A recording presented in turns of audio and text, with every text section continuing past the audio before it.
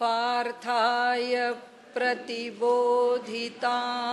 भगवता नारायणेन स्वयं व्यासेन ग्रथितां पुराणमुनिना मध्ये महाभारतम्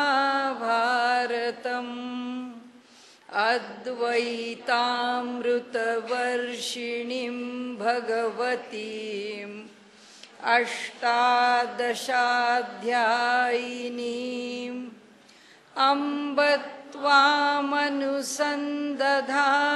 भगवद्गीते भवद्वेषिणीम् प्रपन्नपारिजाताय स्तोत्रवेत्रैकपाणये ज्ञानमुद्राय कृष्णाय गीतामृतदुहे नमः। सद्गुरु प्रपन्नपारिजाताय स्तोत्रवेत्रैकपाणये ज्ञानमुद्राय कृष्णाय गीतामृतदुहे नमः। सद्गुरुं सच्चिदानन्दं केवलं करुणाकरं ज्ञानयोगेश्वरं वन्दे ज्ञानदेवं पुनः पुनः।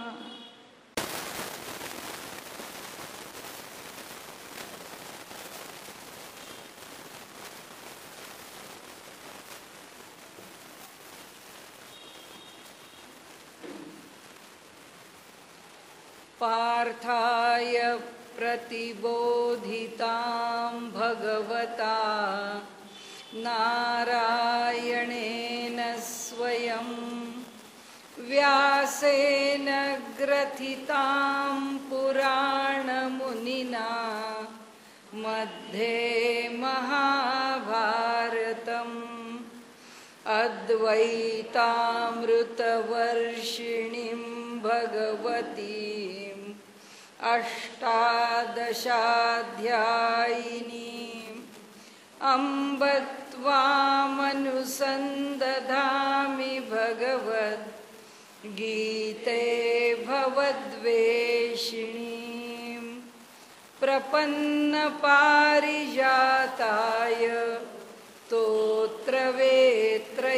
स्तोत्रवेत्रैकपाणये ज्ञानमुद्राय कृष्णाय गीतामृतदुहे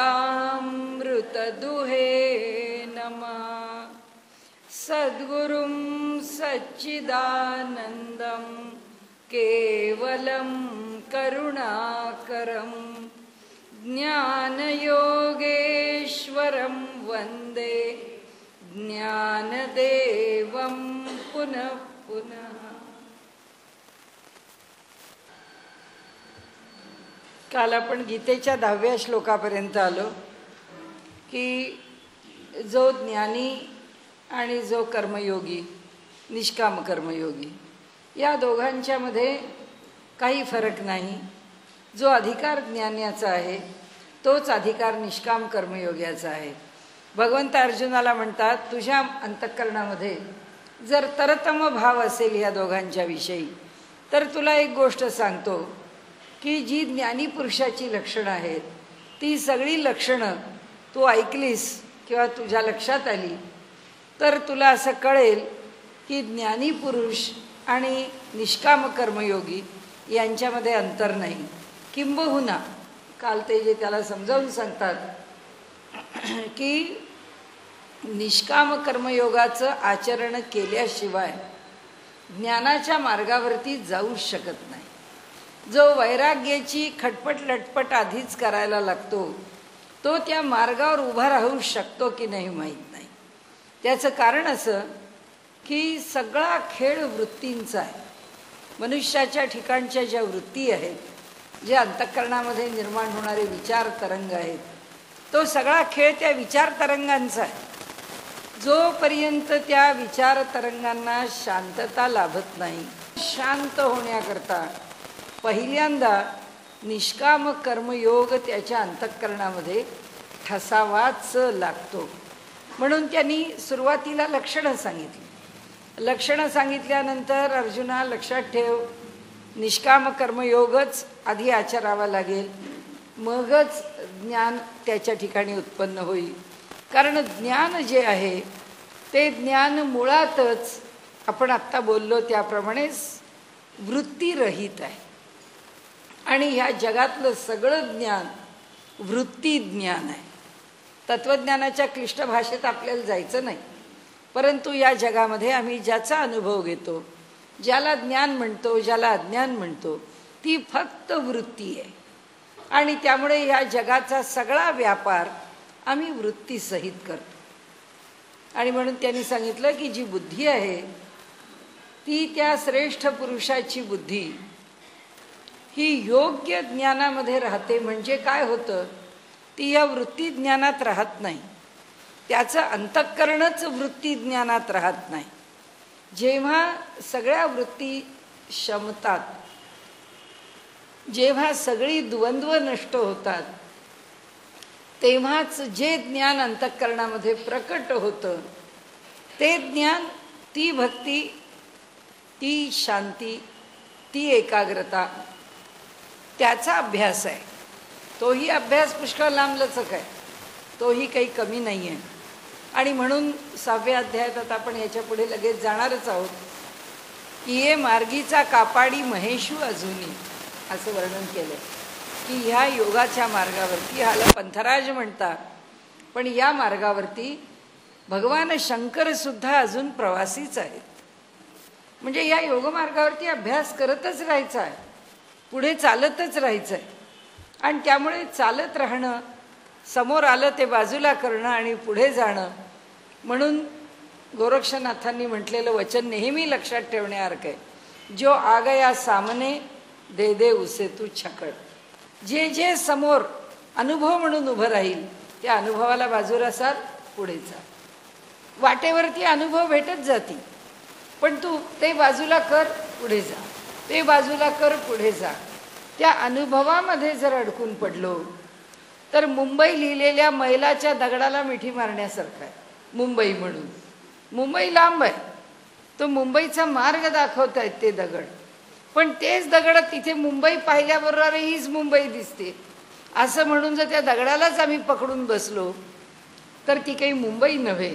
तसं आहे ते की हे जे वाटेवरचे भेटणारे जे काही अनुभवाचे छोटे मोठे क्षण आहेत, ते क्षण म्हणजे परमात्मा स्वरूप नव्हे, ते क्षण वृत्तीज्ञानातच आहेत. त्याच्या पलीकडे जेव्हा ज्ञान होईल तेव्हा आम्ही त्या प्रांतात केव्हा तरी पुढे प्रवेश करू. कसे प्रवेश करू, मार्गदर्शन करणारा तो आहे, कृपा करणारा तो आहे. आणि त्यामुळे इथे आता आपण जिथे येऊन पोचलो ते ठिकाण असं आहे की हा निष्काम कर्मयोगी कसा व्यवहार करतो हे त्यांनी आपल्याला पुन्हा पुन्हा सांगितलं की पद्मपत्रमिव अंबसा, की ज्याप्रमाणे पाण्यात असलेलं पद्मपत्र, कमळाचं पान, हे जसं पाण्यापासून अलिप्त असतं. समोरचा माणूस म्हणेल, अहो काय हो, हे तुम्ही काय बोलताय, ही सगळी अतिशयोक्ती आहे, हे असं कुठे असतं का.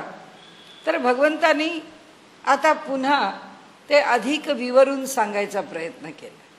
ते म्हणाले असंच असतं, हीच वस्तुस्थिती आहे, असंच असावं लागतं निष्काम कर्मयोगामध्ये. पण तुम्हाला जर असं वाटत असलं की हे असं कसं, तर म्हणाले मी तुम्हाला सांगतो की ते कसं असतं.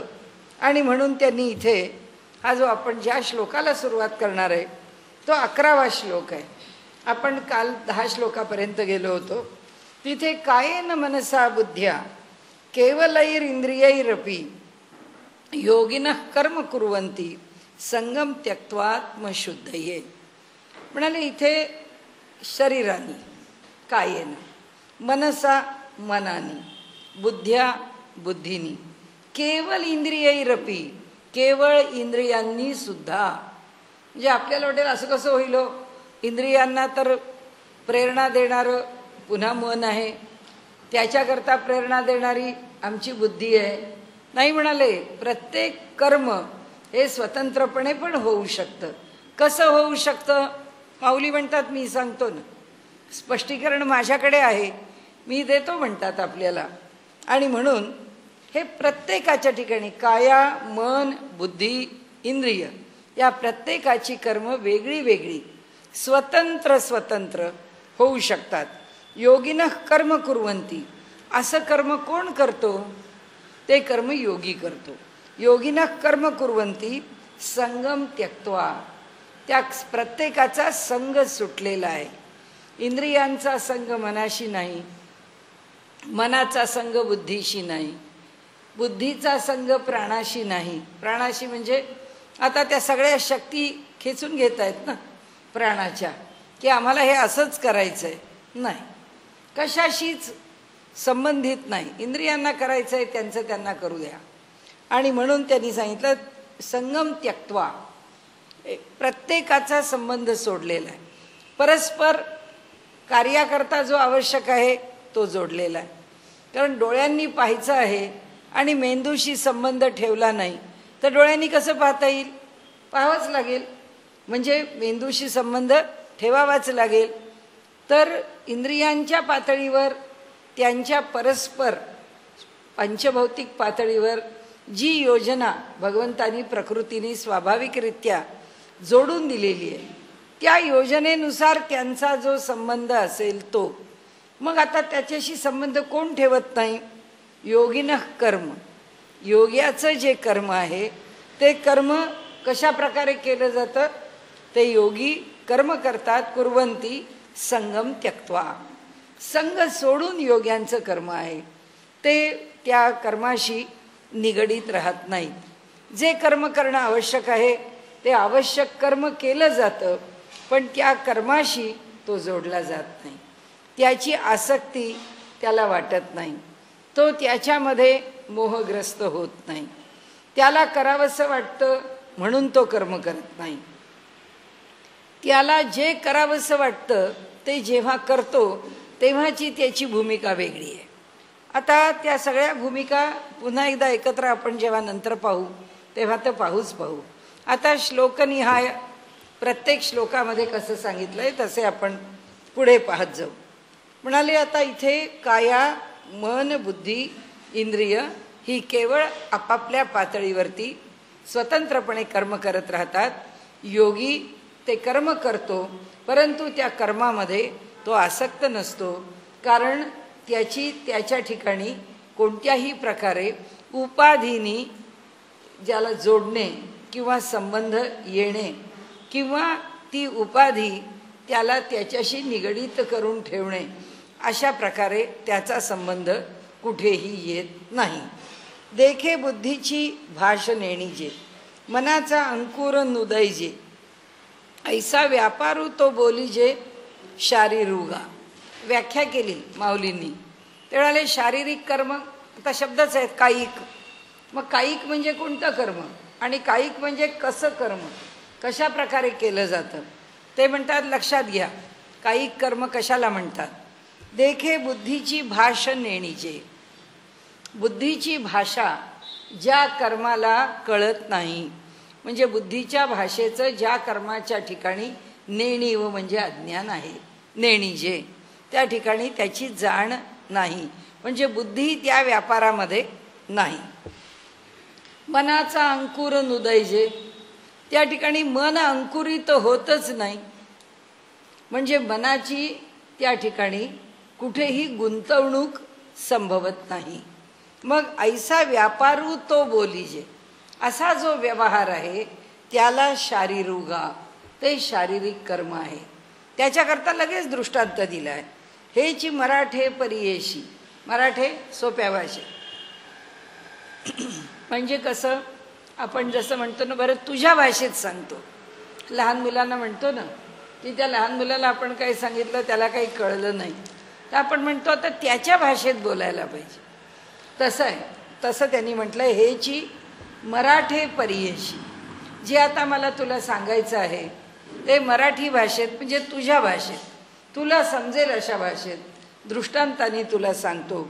तरी बालकाची चेष्टा जैसी, तरी त्याप्रमाणे. कशाप्रमाणे? जसं लहान बालक हालचाल करत, जन्मजात नवजात अर्भक आहे. काय त्याचा जगाशी संबंध आहे? काय तो आई ओळखतो का, वडील ओळखतो का, हॉस्पिटल ओळखतो का, ज्यांनी आपल्याला या जगात आणलं तो डॉक्टर ओळखतो का, ती नर्स ओळखतो जिने आपल्याला आंघोळ काही नाही. पण जन्माला आलेलं पोर टॅ करतं, ते आपले हातपाय हलवतं. आंघोळ वगैरे झाली त्या बाळाची की ते आपलं बोट तोंडात घालायचा प्रयत्न करतं, आपल्या हाताला हलवतं, पायांना हलवतं, त्याला जोराजोरात हिसके झटके देतं. हे काय आहे? ते म्हणाले त्या बालकाची ती निर्हेतुक चेष्टा आहे, त्याच्यामागे कोणताच हेतू नाही. शरीर हलतंय, ते शरीर चालतंय, ते शरीर व्यापार करत आहे, पण त्या व्यापारामध्ये ना त्या बालकाचं मन आहे ना त्या बालकाची बुद्धी आहे. आणि म्हणून आपल्याकडे ब्रह्मसूत्रामध्ये सुद्धा जे सांगितलं आहे की भगवंत ही सृष्टी कशी निर्माण करतो, लोकवत्तू लीला कैवल्यम असंच म्हटलं की म्हणाले ह्या सर्व लोकांना निर्माण करताना जसं एखादं बालक आपला पाय सहज हलवतं तर त्याच्यामध्ये कोणताही हेतू नसतो, तसंच ह्या भगवंतांनी सृष्टी निर्माण करताना त्याला कोणतेच श्रम झालेले नाहीत. तो सहज स्वाभाविकपणे आपलं कार्य करतो. तसं हे शरीराचं कर्म आहे. या योग्याकडून कसं घडतं? ना त्याच्यामध्ये मन असतं ना त्याच्यामध्ये बुद्धी असते, केवळ शरीर कार्यरत होतं. जसं मराठे परियसी तरी बाळकाची चेष्टा जैसी. चेष्टा व्यवहार, व्यापार, क्रिया. बालकाची चेष्टा जशी होते, योगी एक कर्मे करीती तैसी. योगी त्यासारखंच कर्म करतो. केवळ तनु, केवळ शरीर, केवळ शरीराच्या पातळीवरती तो ते कर्म करतो. मग पांचभौतिक संचले, जेव्हा शरीर असे निदेले. म्हणाले हे पंचमहाभूतांनी निर्माण केलेलं शरीर आहे. जेव्हा हे शरीर झोपतं, निदेले, तेथ मनची रहाटे एकले स्वप्नी जेवी. आता मानसिक क्रिया सांगतात. कायेन मनसा, आता मनसाकडे आले. म्हणाले त्याच्यावरचं स्पष्टीकरण सांगतो की जेव्हा मनुष्य झोपलेला आहे त्यावेळी सगळं शरीर शांत आहे, त्यावेळी इंद्रियांना जाणीव नाही आहे, त्यावेळी कर्मेंद्रियांनाही जाणीव नाही आहे, त्यावेळी कोणाला जाणीव आहे किंवा कोण त्या कार्यामध्ये जोडलं गेलेलं आहे? तर म्हणाले फक्त मन. त्या पुन्हा तेच, हा सगळा पुन्हा वृत्तीचा व्यापार आहे. मनाच्या ठिकाणी अनेक वृत्ती आहेत. तर मनाच्या ठिकाणी असणाऱ्या ज्या अनेक वृत्ती, ज्या वृत्ती दडपून टाकल्या आहेत, ज्या वृत्ती वर्षानुवर्ष दडपलेल्या आहेत, ज्या वृत्ती पूर्वजन्मापासून दडपलेल्या आहेत, ज्या वृत्ती पूर्व संस्कार म्हणून आमच्याकडे आहेत, ज्याला आमचं अंतर्मन असं म्हटलं जातं, ज्याला सबकॉन्शियस माइंड असं म्हणतो, की ते जे अंतर्मन आहे ते अंतर्मन काय करतं? आता हा जेव्हा झोपतो तेव्हा जे स्वप्न पडतं त्या स्वप्नामध्ये त्या अंतर्मनाचे व्यापार सुरू होतात.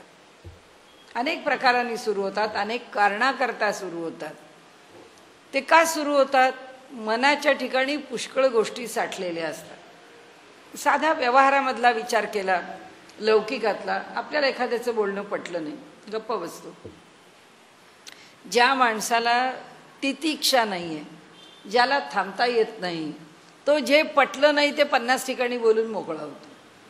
पण ज्या माणसाची वृत्ती अशी सांगण्याची नाही आहे तो गप्प बसतो. तो हे मला पटलं नाही असं सांगत नाही, हे मला आवडत नाही असं सांगत नाही, असं करू नका असं सांगत नाही, गप्प बसतो. आता काय होतं, एखाद्या वेळेला त्यांनी दुसऱ्याला आपल्या मनातलं काय ते सांगितलं, दुसऱ्यानी ऐकलं नाही, तो म्हणतो जाऊ दे ना, आणि आपण आपलं गप्प बसावं. पण ते जे गप्प बसलेलं असतं ते अंतःकरणात साठून राहतं. कारण ते जेव्हा त्याच्याशी फार जवळून निगडीत असतं तर त्या सगळ्याचा ताण कोणावर येतो? मनावरच येतो. आणि तो ताण मनावर येऊ नये त्याचा निचरा व्हावा म्हणून भगवंतांनी गाढ झोपेबरोबर आपल्याला थोडी स्वप्नावस्था म्हणजे तरल झोप पण दिली. त्या तरल स्थितीमध्ये हे मनाचे जे असेच राहिलेले व्यापार आहेत, किंवा आपण म्हणू असे की ज्यांना दाबून टाकलेले व्यापार आहेत, इच्छा आहेत, आकांक्षा आहेत, वासना आहेत, तर त्या ज्या दबलेल्या आहेत किंवा ज्याच्याकडे आपण उपेक्षा केली आहे, दुर्लक्ष केलं आहे, अशा ज्या इच्छा, आकांक्षा, वासना त्या सगळ्या स्वप्नाच्या स्थितीमध्ये वरती येतात आणि त्या वर येऊन कोणतंही रूप धारण करतात. कारण आमच्या आत्म्याला हे सामर्थ्य आहे की तो हे आमचे एवढेसे डोळे, त्याच्या पुढे ती एवढेसे ते बुबुळ, त्याच्या पुढे निर्माण झालेला आता मिटलेल्या डोळ्यापुढे प्रकाश कुठून येणार? रात्रीचा अंधार आहे. आपल्याला अंधाराची स्थिती माहिती आहे की अंधारामध्ये सगळ्या विश्वावरती पांघरुण आहे आणि आमच्या डोळ्यावर पण.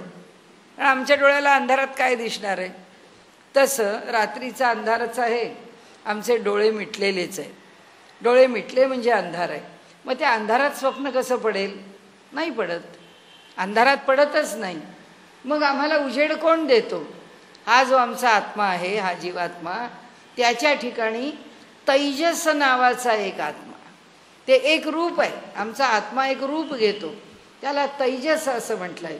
तैजस म्हणजे आपल्या तेजानी जो सृष्टी निर्माण करतो, त्याच्या तेजानी सृष्टी निर्माण होते.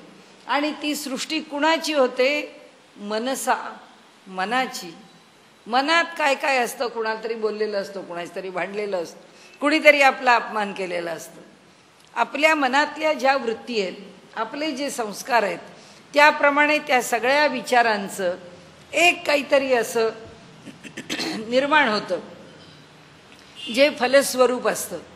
की आपण घाबरतो स्वप्नात, अरे आपल्याला त्यांचं पटलं नाही, आपण बोललो नाही, तो मनुष्य आता आपल्याशी बोलतच नाही आहे, म्हणजे आपली जरा अवघडच आहे परिस्थिती. असा जर आपलं भांडण, आपल्याला कुठं भांडण पाहिजे? आपल्याला काही भांडण नको, आपलं बोलला तर बरं बाबा, भांडण नको. स्वप्न पडतं, त्या स्वप्नामध्ये आपल्या मनाच्या विपरीत घडतं. असं स्वप्न पडलं की आपल्याला ते नको वाटतं. आपल्या मनाला हवं तसं स्वप्न पडलं की त्या स्वप्नामध्ये आपल्या मनाने असं म्हटलं की अरे या माणसाशी भांडण झालं खरं, पण तोही मनुष्य आला, आपणही आलो. आपण त्यांना म्हटलं बुवा काय तुमचा गैरसमज झाला आहे? तो म्हणतो नाही हो, गैरसमज कसला आला, आपली एवढी मैत्री आहे, मैत्रीत कुठे गैरसमज असतो का? जे घडलं ते घडलं. मग तुम्ही का नाही माझ्याकडे आला? हो तुम्ही कुठे माझ्याकडे आला? मग आपण 6 महिने एकमेकांना भेटलो नाही, भेटलो तर काय झालं? 6 महिन्यानंतर आज भेटलो ना, आता आपण मधले 6 महिने विसरून जाऊया, चला पुढे. असं स्वप्न पडलं. हे कोणतंही स्वप्न जे रूप घेतं, भयावह घेतं, सुखावह घेतं, जे रूप घेतं ते पुन्हा आपल्या मनाचे संस्कार असतात आणि ते आपल्या मनाचे संस्कारच एक रूप घेऊन प्रकट होत राहतात. आणि ते जे मानसिक आपल्या मनाचं एक प्रकारे शुद्धीकरण, मनावरचा ताणतणाव दूर करणं, म्हणजे माणसाला जर खूप टेन्शन आलं, ताण आला की माणूस म्हणतो झोप उडते. ज्याची झोप उडते त्याला त्या टेन्शनचा खरा त्रास होतो. पण ज्याला टेन्शन येऊन सुद्धा झोप येते आणि मग माणूस म्हणतो झोपेत मला काहीही स्वप्न पडत राहतं. पडत राहीनात का? त्या स्वप्नांनी त्याच्या मनावरचं टेन्शन पुष्कळचं कमी होतं आणि गाढ झोपेमध्ये तर मनाला पूर्ण विश्रांती मिळते. तर इथे त्यांनी सांगण्याचा विषय एकच आहे की स्वप्न ही जी स्थिती आहे, त्या स्वप्न ह्या स्थितीमध्ये केवळ मन कार्यकारी आहे. म्हणजे ज्ञानेश्वर माऊली म्हणतात केवळ मनोव्यापार कुठे चालतो? तर केवळ मनोव्यापार स्वप्नात चालतो, बाकी कोणाचाही व्यापार चालत नाही. केवळ शरीर व्यापार कुठे चालतो? जिथे पूर्ण इनोसन्स आहे, जिथे पूर्ण निरागसता आहे, जिथे पूर्ण निष्पापता आहे, जिथे पूर्ण निर्विकल्प आहे, म्हणजे कल्पना नाही. कारण त्या बालकाच्या अंतःकरणात कल्पना नाहीच आहे. ते जन्माला आलेलं बालक आहे, त्याला काही भय नाही. वास्तविक पाहता त्याला पुष्कळ भय वाटायला पाहिजे, कारण चांगला तो आईच्या पोटामध्ये त्या अंधारामध्ये बसलेला असतो, एकदम बाहेर येतो, ते सगळं हॉस्पिटलचे उजेड, गडबड, आवाज बाहेरचे, ते सगळे एकदम तो इतके प्रत्यक्ष कानावरती पडलेले अनुभवतो. आत्तापर्यंत त्याच्याकडे सगळे गाळून आलेले, फिल्टर्ड आहेत, ते सगळे गाळून आलेले असतात. आता तो प्रत्यक्ष त्याला तोंड देत असतो. वास्तविक घाबरायला पाहिजे, पण भय नावाची गोष्ट अजून निर्माण झालेली नसते, कारण मन कार्यकारी झालेलं नसतं, शरीराने फक्त व्यापार होतो. म्हणून हा योगी जो आहे त्याच्या मनात भय नाही, त्याच्या मनात कल्पना नाही, त्याच्या मनात संकल्प विकल्प नाही, त्याच्या मनात काही घडावं म्हणून आग्रह नाही, काही घडू नये म्हणून पण इच्छा नाही. अशा याच्यामध्ये जे काम करावं लागेल ते तो करतो. जडभरताचं उदाहरण आहे. आपल्याकडे संतांच्या मध्ये अनेक संतांचं उदाहरण आहे. जसं आपले चोखा महार आहेत, भगवंताची भक्ती करतायत, पण भक्ती करता करता गावकुसाचं काम करायला गेलेले आहेत, की ते स्वतः गवंडी कामाला गेलेले आहेत आणि काम करतायत. काम करता करताच ते बांधलेली भिंत आहे ती पडली आहे. ती भिंत पडली, त्या भिंतीखाली आले, देह काही शिल्लक राहिला नाही, त्याच्यामध्येच मृत्यू झाला.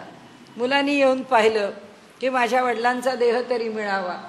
सगळे म्हणाले तुझ्या वडिलांचा देह तुला कसा ओळखायला यायचा, कारण या गावकुसाच्या ह्या सगळ्या ढिगाऱ्याखाली कितीतरी लोक गेलेले आहेत, त्या सगळ्यांचेच देह पडलेले आहेत, तुला त्यांच्या अस्थी किंवा देह कसा कळेल. तो म्हणाला कळेल मला. कसा?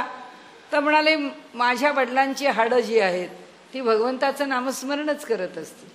मी प्रत्येक हाड उचलीन कानाला लावीन, ते कानाला लावलं की ज्या हाडातून विठ्ठल विठ्ठल नाव येईल ते माझ्या वडिलांचं हाड आहे. सांगायचं असा हेतू की या ठिकाणी शरीराने व्यापार काय करावा लागतो त्याचं त्यांना काही घेणं देणं नाही. तुकाराम महाराजांसारखे कोणी येतो अपमान करतो.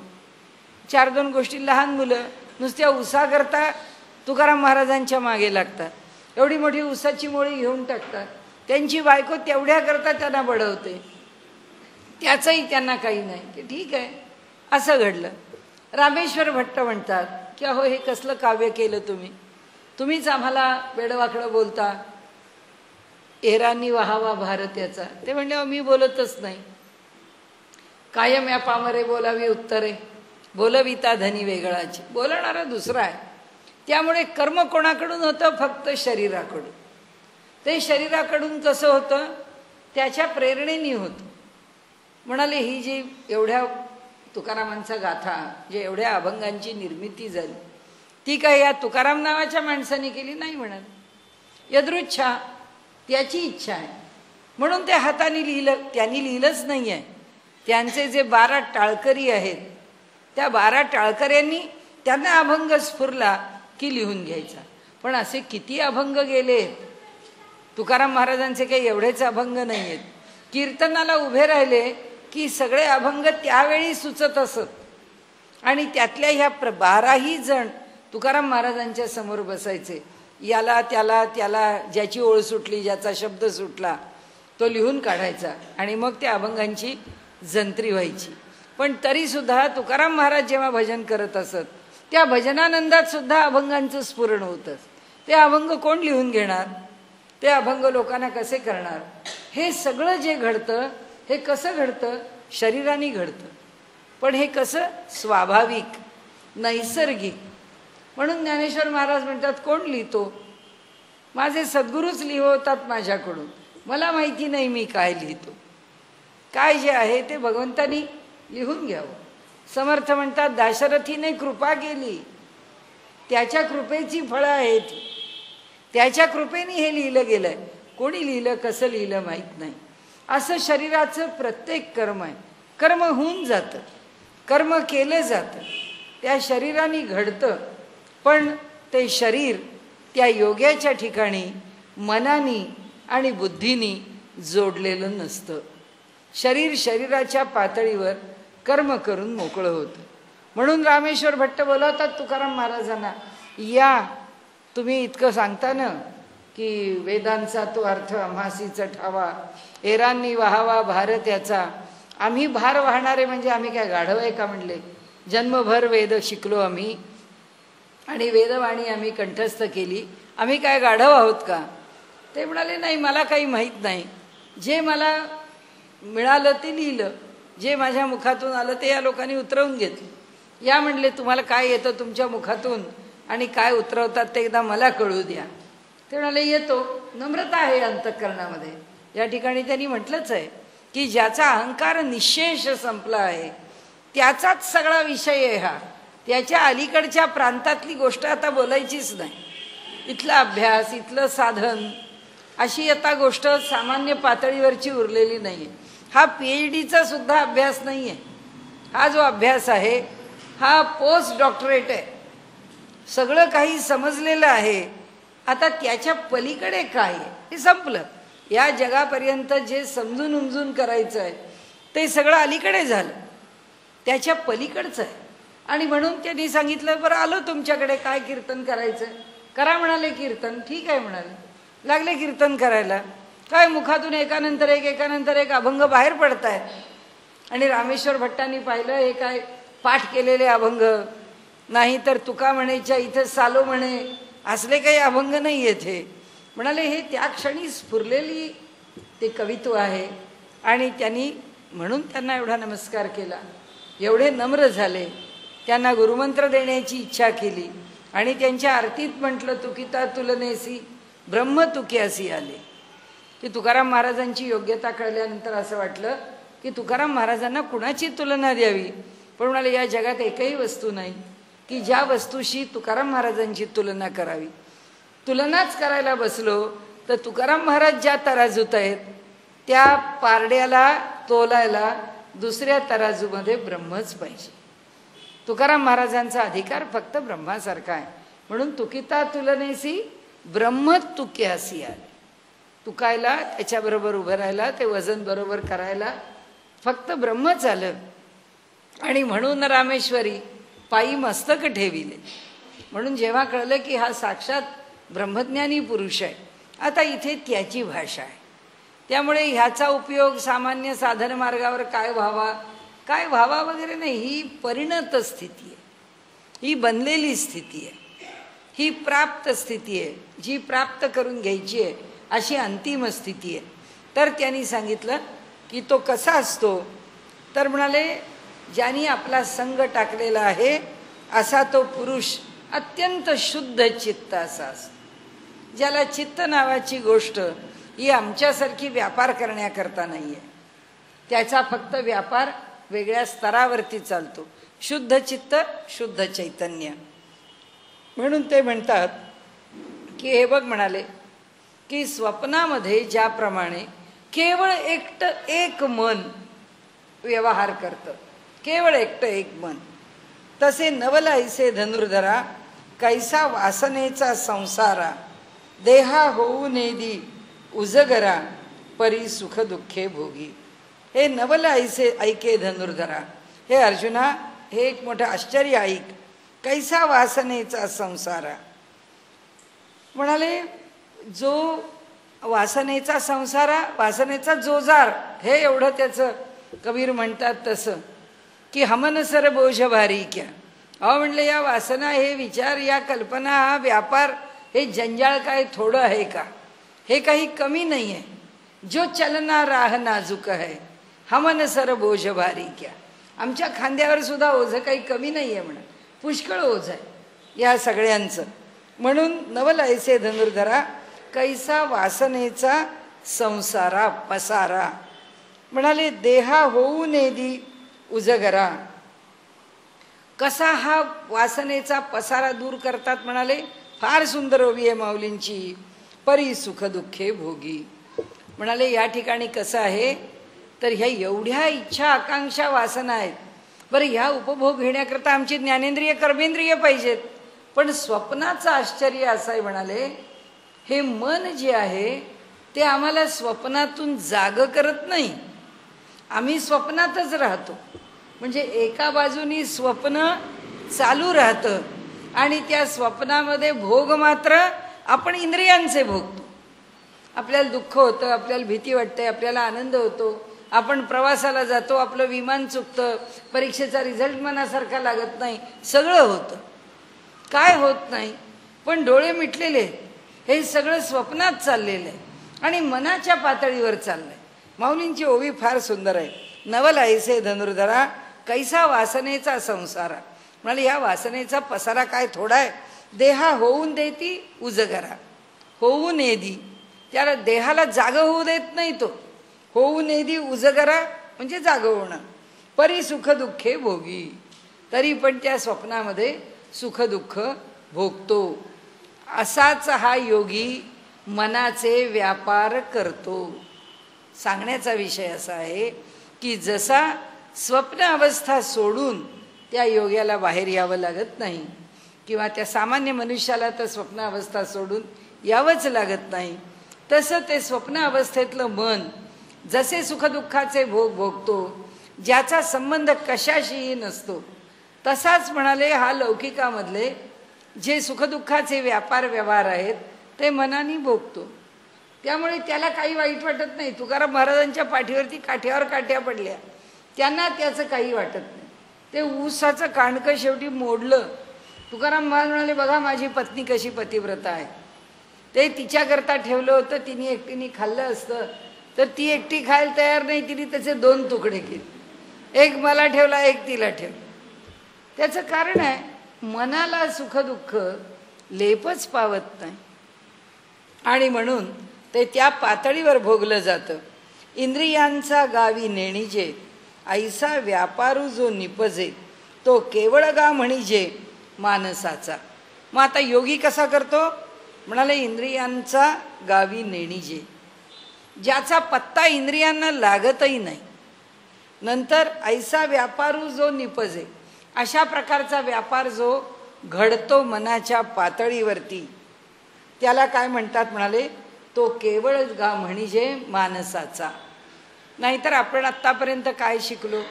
आत्तापर्यंत भगवंतांनी आपल्याला जे सगळे क्रम शिकवले त्या क्रमामध्ये भगवंतांनी आपल्याला सांगितलं की बाबा इथं मन आहे, इथे खाली इंद्रिय आहे, वरती बुद्धी आहे. या मनापर्यंत विषय गेला कारण ते अंतःकरण आहे, आतलं साधन आहे. इंद्रिय बहिःकरण आहे, बाहेरची साधन आहेत. आता त्या मनामध्ये जे काही निर्माण होईल, मन जो काही निर्णय घेईल त्या निर्णयाला काही जे सिद्ध करायला त्याचं साधन काय म्हणाले. त्याचं साधन अर्थातच त्याच्या ठिकाणी असलेली इंद्रिय. मग आता त्या इंद्रियांच्या साह्याने तो ते पुरं करतो आणि मनाचे व्यापार चालत राहतात. आपण आत्ता जे सारखा एक शब्द वापरतोय ना, इथे वृत्ती ज्ञान, त्या मनाच्या ठिकाणी जे वृत्ती ज्ञान आहे ते वृत्ती ज्ञान नेहमीच या पातळीवर कार्य करतं. मनात एक वृत्ती निर्माण झाली. आत्ता आपल्याला असं वाटलं की आपल्या डोक्यात हा काहीतरी विचार आला आहे. विचार आल्याबरोबर एक तर त्या विचाराप्रमाणे व्यापार तरी केला पाहिजे, किंवा तो विचार नाही आत्ता नको, आता आपल्याला त्याच्याकरता वेळ नाही आहे, अजून 2 तास थांबूया, मग काय आपल्याला करायचं ते करूया. की त्या मनाच्या व्यापाराने निश्चय केला. मग तो इंद्रियांना सांगतो नाही आता आपल्याला यातलं काही करायचं. आपण शांत होतो. त्या एका वृत्तीमध्ये शरीर पण सामावलेलं आहे, त्या वृत्तीमध्ये बुद्धी पण सामावली आहे आणि त्या वृत्तीमध्ये मन पण सामावलं. हे म्हणाले इथे बुद्धीला पण कळत नाही, इथे इंद्रियांना पण कळत नाही. जे मनाच्या पातळीवर आहे ते फक्त मनाच्याच पातळीवरती राहतं. आता हे कसं आपल्याला माऊलींनी पुढे उत्तर दिलं आहे. माऊलींनी सांगितलं आहे जो विषय शब्दाचा नाही तो सुदैवाने शब्दात आणण्याचं भाग्य मिळालं आहे. पण म्हणाले हे कळणं अवघडच आहे, कारण त्यातून गेल्याशिवाय आम्हाला कसा कळणार की आम्ही जोपर्यंत वृत्ती ज्ञानामध्ये आहोत तोपर्यंत आम्हाला मानस व्यापार कळू शकत नाही. तोपर्यंत आम्हाला मन कसा व्यापार करतं, ज्याच्याशी इंद्रियांचा संबंध नाही, ज्याच्याशी बुद्धीचा संबंध नाही, कसा करतं. योगसूत्रामध्ये सांगितलं, पतंजलींनी योगसूत्रात मांडलेलं आहे. पतंजली असं म्हणतात जो मनाचा संकल्प आहे ते जे संकल्पात्मक मन आहे ते संकल्पात्मक मन कुठे नेऊन ठेवा. जे कार्य करण्याकरता त्या मनामध्ये संकल्प निर्माण झाला. त्याच्याकरता मला तर महाभारतामधलं एकच उदाहरण दिसतं, ते म्हणजे व्यासांचे पुत्र किंवा पराशर मुनी. उलटं बोलले, व्यासांचे पिता पराशर मुनी, की ज्या पराशर मुनींनी व्यासांना जन्म दिला. ते पराशर मुनी ब्रह्मज्ञानी आहेत, सर्वदूर इकडे तिकडे फिरतायत. त्यांना काही कशाचा संग नाही किंवा कशाच्या विषयी आसक्ती नाही, कशाची इच्छा नाही, आकांक्षा नाही. असं असताना सुद्धा पराशर मुनींनी जेव्हा त्या मत्स्यगंधेला पाहिलं आणि पाहिल्यानंतर ते त्या मत्स्यगंधेला म्हणाले की ही जी तुझी होडी आहे, ह्या होडीतून तू माझ्याबरोबर चल. तेव्हा ती मत्स्यगंधा म्हणाली, छे मी असं काही येणार नाही, मी असं काही करणार नाही. तेव्हा पराशर मुनींनी तिच्या अनेक अटींना मान्यता दिली आणि पराशर मुनींच्या बरोबर तिने त्या होडीतून प्रवास केला. आणि त्या पराशर मुनींच्या ठिकाणी त्यांना जो पुत्र प्राप्त झाला, तो मुनी त्या होडीतून उतरल्यानंतर तो 8 वर्षाचा मुलगा उभा राहिला. त्यांनी मातेला नमस्कार केला. पराशर मुनींनी सांगितलं, काय करणार तू, तुम्ही म्हणाल ते. आणि 8 वर्षांचे व्यास तिथून निघाले आणि ती जी मत्स्यगंधा आहे ती पुन्हा आपला व्यापार करायला मोकळी झाली. आता आजकालच्या पद्धतीप्रमाणे महाभारतामध्ये जेव्हा ही कथा येते तेव्हा लोक म्हणतात, काय हो, हे कसले ब्रह्मज्ञानी, हे कसले त्या मत्स्यगंधेच्या बरोबर गेले. तिला कसं, तिला तिच्या देहाला असणारा जो मत्स्याचा वास आहे तो त्यांनी दूर केला. तिने सांगितल्याप्रमाणे तिच्या पुत्राला राज्य मिळावं, अनेक अनेक अनेक तिच्या अटी त्यांनी मान्य केल्या. म्हणजे हा ब्रह्मज्ञानी पुरुष म्हणायचा का कोण म्हणायचा? तर ब्रह्मज्ञानी आहे का नाही आहे? व्यासांनी हे सगळं त्याच्यामध्ये अंतर्भूत केलं असतं का नसतं? आपल्यासारखं म्हणाला असतं, कशाला या महाभारतामध्ये असल्या गोष्टी घातल्या. त्याच्यापेक्षा लोकांना संभ्रमित करणाऱ्या गोष्टी न घालता लोकांना बोध करणाऱ्या गोष्टी का घालू नये? सगळ्या बोधकथाच आहेत. आमची बुद्धी वेगळी चालते म्हणून आम्हाला ती बोधकथा वाटत नाही. ती बुद्धी आम्हाला काय शिकवते किंवा ती कथा आम्हाला काय शिकवते? ती कथा आम्हाला एकच शिकवते की पराशर मुनींचा अधिकार किती. पराशर मुनी यांची जी मनामध्ये संकल्प किंवा विकल्प ही जी काही निर्मिती आहे तो त्यांच्या अंतःकरणाचा विषयच नाही. यदृच्छा लाभ संतुष्टा, गीताकारांनी म्हटल्याप्रमाणे की त्याच्या मते काय लाभ आहे आणि त्याच्या मते संतोष कशात आहे. संतोष त्याचा आहे म्हणून इथे वृत्तीचं स्फुरण आहे. कारण भगवंताला व्यासांना जन्माला घालायचं होतं आणि म्हणून भगवंतांनी पराशर मुनींना जो संकल्प दिला, पराशर मुनी निघून गेले. व्यासांना त्यांनी तपश्चर्येला बसवून दिलं आणि ते निघून गेले. व्यासांनीही सांगितलं मातेला की म्हणाले, मी तपश्चर्येला निघून जातो आणि माझा योग्य अधिकार प्राप्त झाल्यानंतर योग्य काळी मी पुन्हा हस्तिनापुरामध्ये येतो. पुन्हा व्यास महर्षी हस्तिनापुरात आलेले आहेत. सांगण्याचा हेतू असा आहे की संकल्प विकल्परहित मनामधून जे काही संकल्प होतात, काल आपण घेतलेलं काली कमलेवाले बाबांचं उदाहरण आहे. त्यांना काय करायचंय? त्यांना गंगेचा तीर ह्यान तो लांब आहे का जवळ आहे, तो काटायचा आहे का काटायचा नाही आहे. कारण त्यांच्याकडे सामर्थ्यच आहे. ते गंगेच्या या तीरावरून त्या तीरावर जाऊच शकतात, मनशक्तीने जाऊ शकतात, संकल्पशक्तीने जाऊ शकतात. ती जी संकल्पशक्ती आहे ती केवळ प्रकृतीची आहे, ती केवळ शक्तीचं रूप आहे. त्यांची अडचण काहीच नाही आहे. मग त्यांना का वाटलं की या मनुष्याला मुलगा झाला पाहिजे, ह्याला मुलगा झाला की हा एवढा मोठा धनिक या ठिकाणी एवढा मोठा पूल बांधायला तयार होईल. त्याच्याकडनं पूल बांधून घेतला.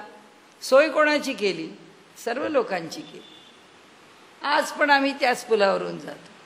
तोच लक्ष्मण झुला आहे की ज्या लक्ष्मण झुल्यावरून आम्ही इकडून तिकडे जातो. हे जे आहे ही जी मनाची शक्ती आहे ही जी कार्यकारी आहे, तो योगी जे कार्य करतो, ज्ञानेश्वरांचं उदाहरण आहे. शुद्धीपत्र घ्यायचं आहे, त्या रेड्यामुखी वेद वदवायचे आहेत. काय आहे? मनाची शक्ती आहे, मनाची संकल्प शक्ती आहे. सगळंच काही ये हृदयीचे ते हृदयी घातिले, हृदया हृदय एक झाले. हे जे आहे हेच प्रत्येक वेळी करावं लागतं असं नाही आहे. बस एवढी एक शक्ती इकडून तिकडे ट्रान्सफर केली, इकडून तिकडे पाठवून दिली की त्या शक्तीला जी आवश्यकता आहे ते केलं. आणि म्हणून त्यांनी इथे सांगितलं की तो केवळ गा म्हणी जे मानसाचा, इंद्रियांना कळत नाही, बुद्धीला कळत नाही, ती फक्त मनाची संकल्प शक्ती आहे.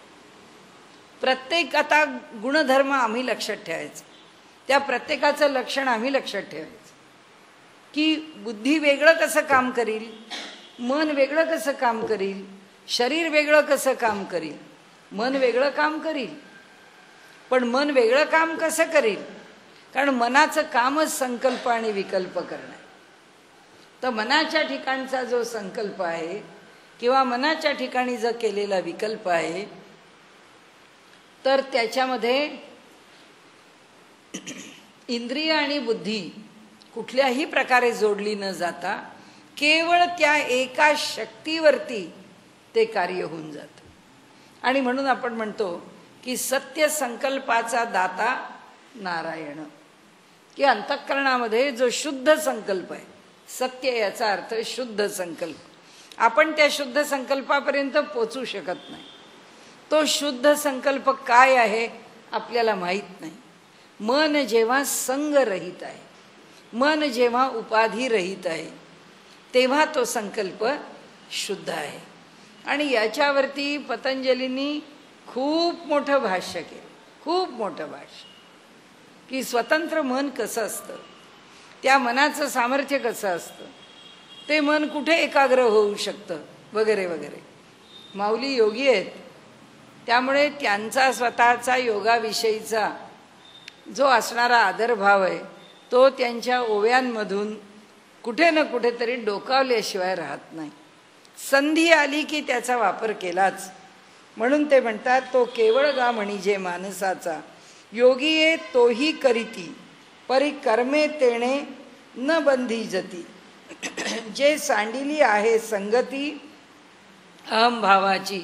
आपण त्याचं उत्तर आत्ताच दिलं, पाहिलं की पराशर मुनींनी काय केलं, योगी ये तोही करीती. काय करतात की मानसाचा व्यापार, मनाचं कर्म, योगी ये तोही करीती, परी कर्मे तेणे न बंधी जती. म्हणजे मनाचं जे काम आहे संकल्प करण्याचं, ते काम योगी करत नाहीत का? करतात. पण त्याच्यामुळे कर्म त्या संकल्पानी बांधलं जात नाही. कर्म कर्माच्या पातळीवर घडतं. संकल्प काय? तो स्फुरला, विषय तिथंच संपला. जे स्फुरण पावलं ते तिथेच नष्ट झालं. ते जे स्फुरण पावलं त्याला या लौकिक जगामध्ये वेगळ्या प्रकारांनी फलाला येण्याची आवश्यकता नाही. ते फलाला यायचं आहे ते वेगळ्या पातळीवर येईल. आणि त्यामुळे ते म्हणतात की जे सांडिली आहे संगती अहमभावाची, त्यांनी आपल्या अहमभावाची संगत सोडल्यामुळे जे काही अंतःकरणामध्ये निर्माण झालं आहे ते ज्याला करायचं आहे तो करील, ज्याच्या करवी करायचं आहे तो करील. संकल्प फक्त कोणाच्या मुखातून बाहेर पडला? काली कमलीवाले बाबा. संकल्प फक्त त्यांच्या तोंडातून बाहेर पडला. बांधणारे कोण? वेगळे. पैसे खर्च करणारे कोण? वेगळे. त्याची व्यवस्था करणारे कोण? वेगळे. कोणाचा कोणाशी संबंध नाही. आणि त्यांचा तर ह्या योग्याशी मुळीच संबंध नाही, कारण त्या योगांना त्याचा अहंकारच नाही आहे.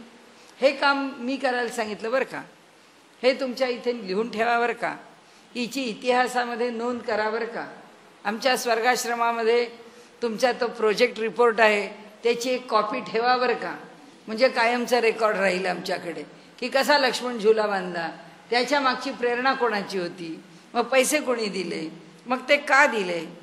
आज जी आमच्याकडची अधिक आम्ही असं समजतो की जो जो आम्ही इतके सजग होतो तो आम्हाला असं वाटतं की आम्ही फार पुढारलेले, आम्ही फार व्यवस्थित, आम्ही फार नीटनेटके, आम्ही फार मॅनेजमेंटचा विचार करणारे आणि कालाप्रमाणे इतिहासाची नोंद घेत त्या घटना पुढे नेणारे. इथे ह्या योग्यांच्या पातळीवरती ना काल आहे, ना तिथे संकल्प आहे, ना त्या कार्याचं प्रयोजन आहे. ते सगळं त्यांच्या दृष्टीने ह्या अवकाशामध्ये निर्माण होत आहे. त्या काळाला, या कालेकबलेवाली बाबांचा काळ काय, पुढे 1000 वर्षानंतर कळलं पाहिजे म्हणून स्वर्गाश्रमामध्ये एक विहीर वेल खणली पाहिजे, त्याच्यामध्ये एक भरभक्कम स्टीलचं काहीतरी कुपी केली पाहिजे, त्याच्यामध्ये महाराजांची सगळी जी काही स्वामींची एकूणच कर्तृत्व आणि त्यांनी केलेली समाजोपयोगी कामं त्याची नोंद केली पाहिजे, ते तिथे राहिलं पाहिजे. म्हणजे जेव्हा केव्हा पुढच्या काळामध्ये उत्खनन होईल तेव्हा त्या स्वामीजींचं नाव राहील, यातल्या एकाही योग्याला असं वाटत नाही. भारतीयांच्या लोक म्हणत आहोत तुमच्या त्या महाभारताला काय अर्थ, तुमच्या त्या रामायणाला काय अर्थ, ते केव्हा झालं, हे लोक बघा कसे वेळ सांगतात. तुम्ही काहीच्या काही काळाची गोष्ट बोलता. त्याचं कारण आहे आम्हाला कालाशी कर्तव्य नाही, आम्हाला त्याच्या संस्काराशी कर्तव्य. काल चालतच राहणार आहे पुढे, काल कोण पकडू शकणार आहे, आणि कालाच्या आईने तुम्ही काय सिद्ध करणार आहे. आम्ही अधिक प्रगत होतो त्यामुळे आम्हाला यातलं काहीच सिद्ध करायचं, आम्ही कोण आणि तुम्ही कोण, असं तुम्ही आम्ही आमच्या दृष्टीने काही नाहीच आहे. सगळं विश्व नुसतं बोलायला वसुधैव कुटुंबकम नाही आहे, हा योगी वसुधैव कुटुंबकमच झालेला असतो. त्याला सबंध वसुधा हेच त्याचं कुटुंब वाटतं. आणि म्हणून त्यांनी सांगितलं, कारण त्यांनी अहंकारच सोडलेला आहे. त्यामुळे ह्या आत्ताच्या ज्या लौकिक गोष्टींच्या मध्ये या प्रत्येक गोष्टीला जे महत्त्व आम्ही देतो ते महत्त्व परंपरा देत नाही. ती म्हणते हे ज्ञान पुढे चालत राहिलं पाहिजे, चालवणारा कोण आहे याचं महत्त्व नाही, चाललं पाहिजे. कारण असे तर या प्रवाहात हजारो येतील आणि त्या हजारो लोकांची नोंद कुठे घ्यायची आणि नाहीच घ्यायची, त्याचं महत्त्व नाहीच आहे. आणि म्हणून ते पुढे म्हणतात, आता जाहलिया भ्रमहत. आता एक दुसरा प्रकार सांगितला, आता जाहलिया भ्रमहत जैसे पिशाच्याचे चित्त मग इंद्रियांचे चेष्टित विकळू दिसे. म्हणाले एखाद्याला भूतबाधा झालेली आहे, त्या भूतबाधेनंतर त्याचं चित्त भ्रमित झालेलं आहे, जैसे पिशाच्याचे चित्त मग इंद्रियांचे चेष्टित. अशा त्या भ्रमलेल्या चित्तामधून तो काय करतो, तो काही पण व्यापार करतो. इंद्रियांचे चेष्टित म्हणजे इंद्रिय व्यापार किंवा इंद्रिय क्रिया विकळू दिसे, त्याचा मेळ बसत नाही, त्यामध्ये विसंगती येते आणि ते वागणं त्याचं विसंगत दिसतं. अले स्वरूप तरी देखे, पण त्याच्या बाबतीत काय होतं, त्याला रूप तर दिसतं, स्वरूप म्हणजे तो ज्याच्यावरती पिशाच्याची बाधा झाली आहे असा त्याला स्वरूप तरी दिसे किंवा देखे. आळविले ऐके, आळविले म्हणजे हाक मारली, बोलावलं, त्याला खूण केली, त्याला ऐकू येतं. शब्दू बोले मुखे, तो त्याच्या तोंडाने शब्द बोलतो, परिज्ञान नाही, त्याला काहीच कळत नसतं कारण तो पछाडलेला असतो, तो त्या पिशाच्याच्या नियंत्रणाखाली असतो, म्हणून परिज्ञान नाही. हे असो काजे विण, जे जे काही कारण ते केवळ कर्म जाण इंद्रियांचे. केवढं भयंकर आहे बघा. म्हणाले हे असो काजे विण, काही प्रयोजन नाही आहे, तरी सुद्धा जे जे काही कारण म्हणजे जे जे काही केलं जातं, जे जे काही कर्म आहे ते केवळ कर्म जाणं इंद्रियांचे, त्याला कुठलंही प्रयोजन नाही पण केलं जातं. आता असा हात केला, काय प्रयोजन आहे, काही नाही. आपले डोळे बारीक झाले, काय प्रयोजन आहे, काही नाही. पाय हलवला, काय प्रयोजन आहे, काही नाही. उगाच सरकून बसलो, काय प्रयोजन आहे, काही. हे अगदी निष्प्रयोजन आहे. पण इंद्रिय व्यापार करतायत. ते म्हणतात अशी ही इंद्रिय स्वतंत्रपणे व्यापार करतात. आणि दुःख एवढंच आहे की त्याच्याकरता दृष्टांत त्या पिशाच्याचा दिलाय. आणि ते म्हणतात की चित्त भ्रमित आहे आणि इंद्रिय त्याच्या मनाप्रमाणे व्यापार करताय. म्हणजे इंद्रियांच्या व्यापारावरती चित्ताचं नियंत्रण नाही. इंद्रियाला जे करावंसं वाटतं ते इंद्रिय करून मोकळी होतात. आणि म्हणून त्यांनी सांगितलं केवळ इंद्रिय व्यापार आहे. या इंद्रिय व्यापारामध्ये त्याला दिसत असतं, त्याला ऐकू येत असतं, त्याकरता तो व्यापार करत असतो.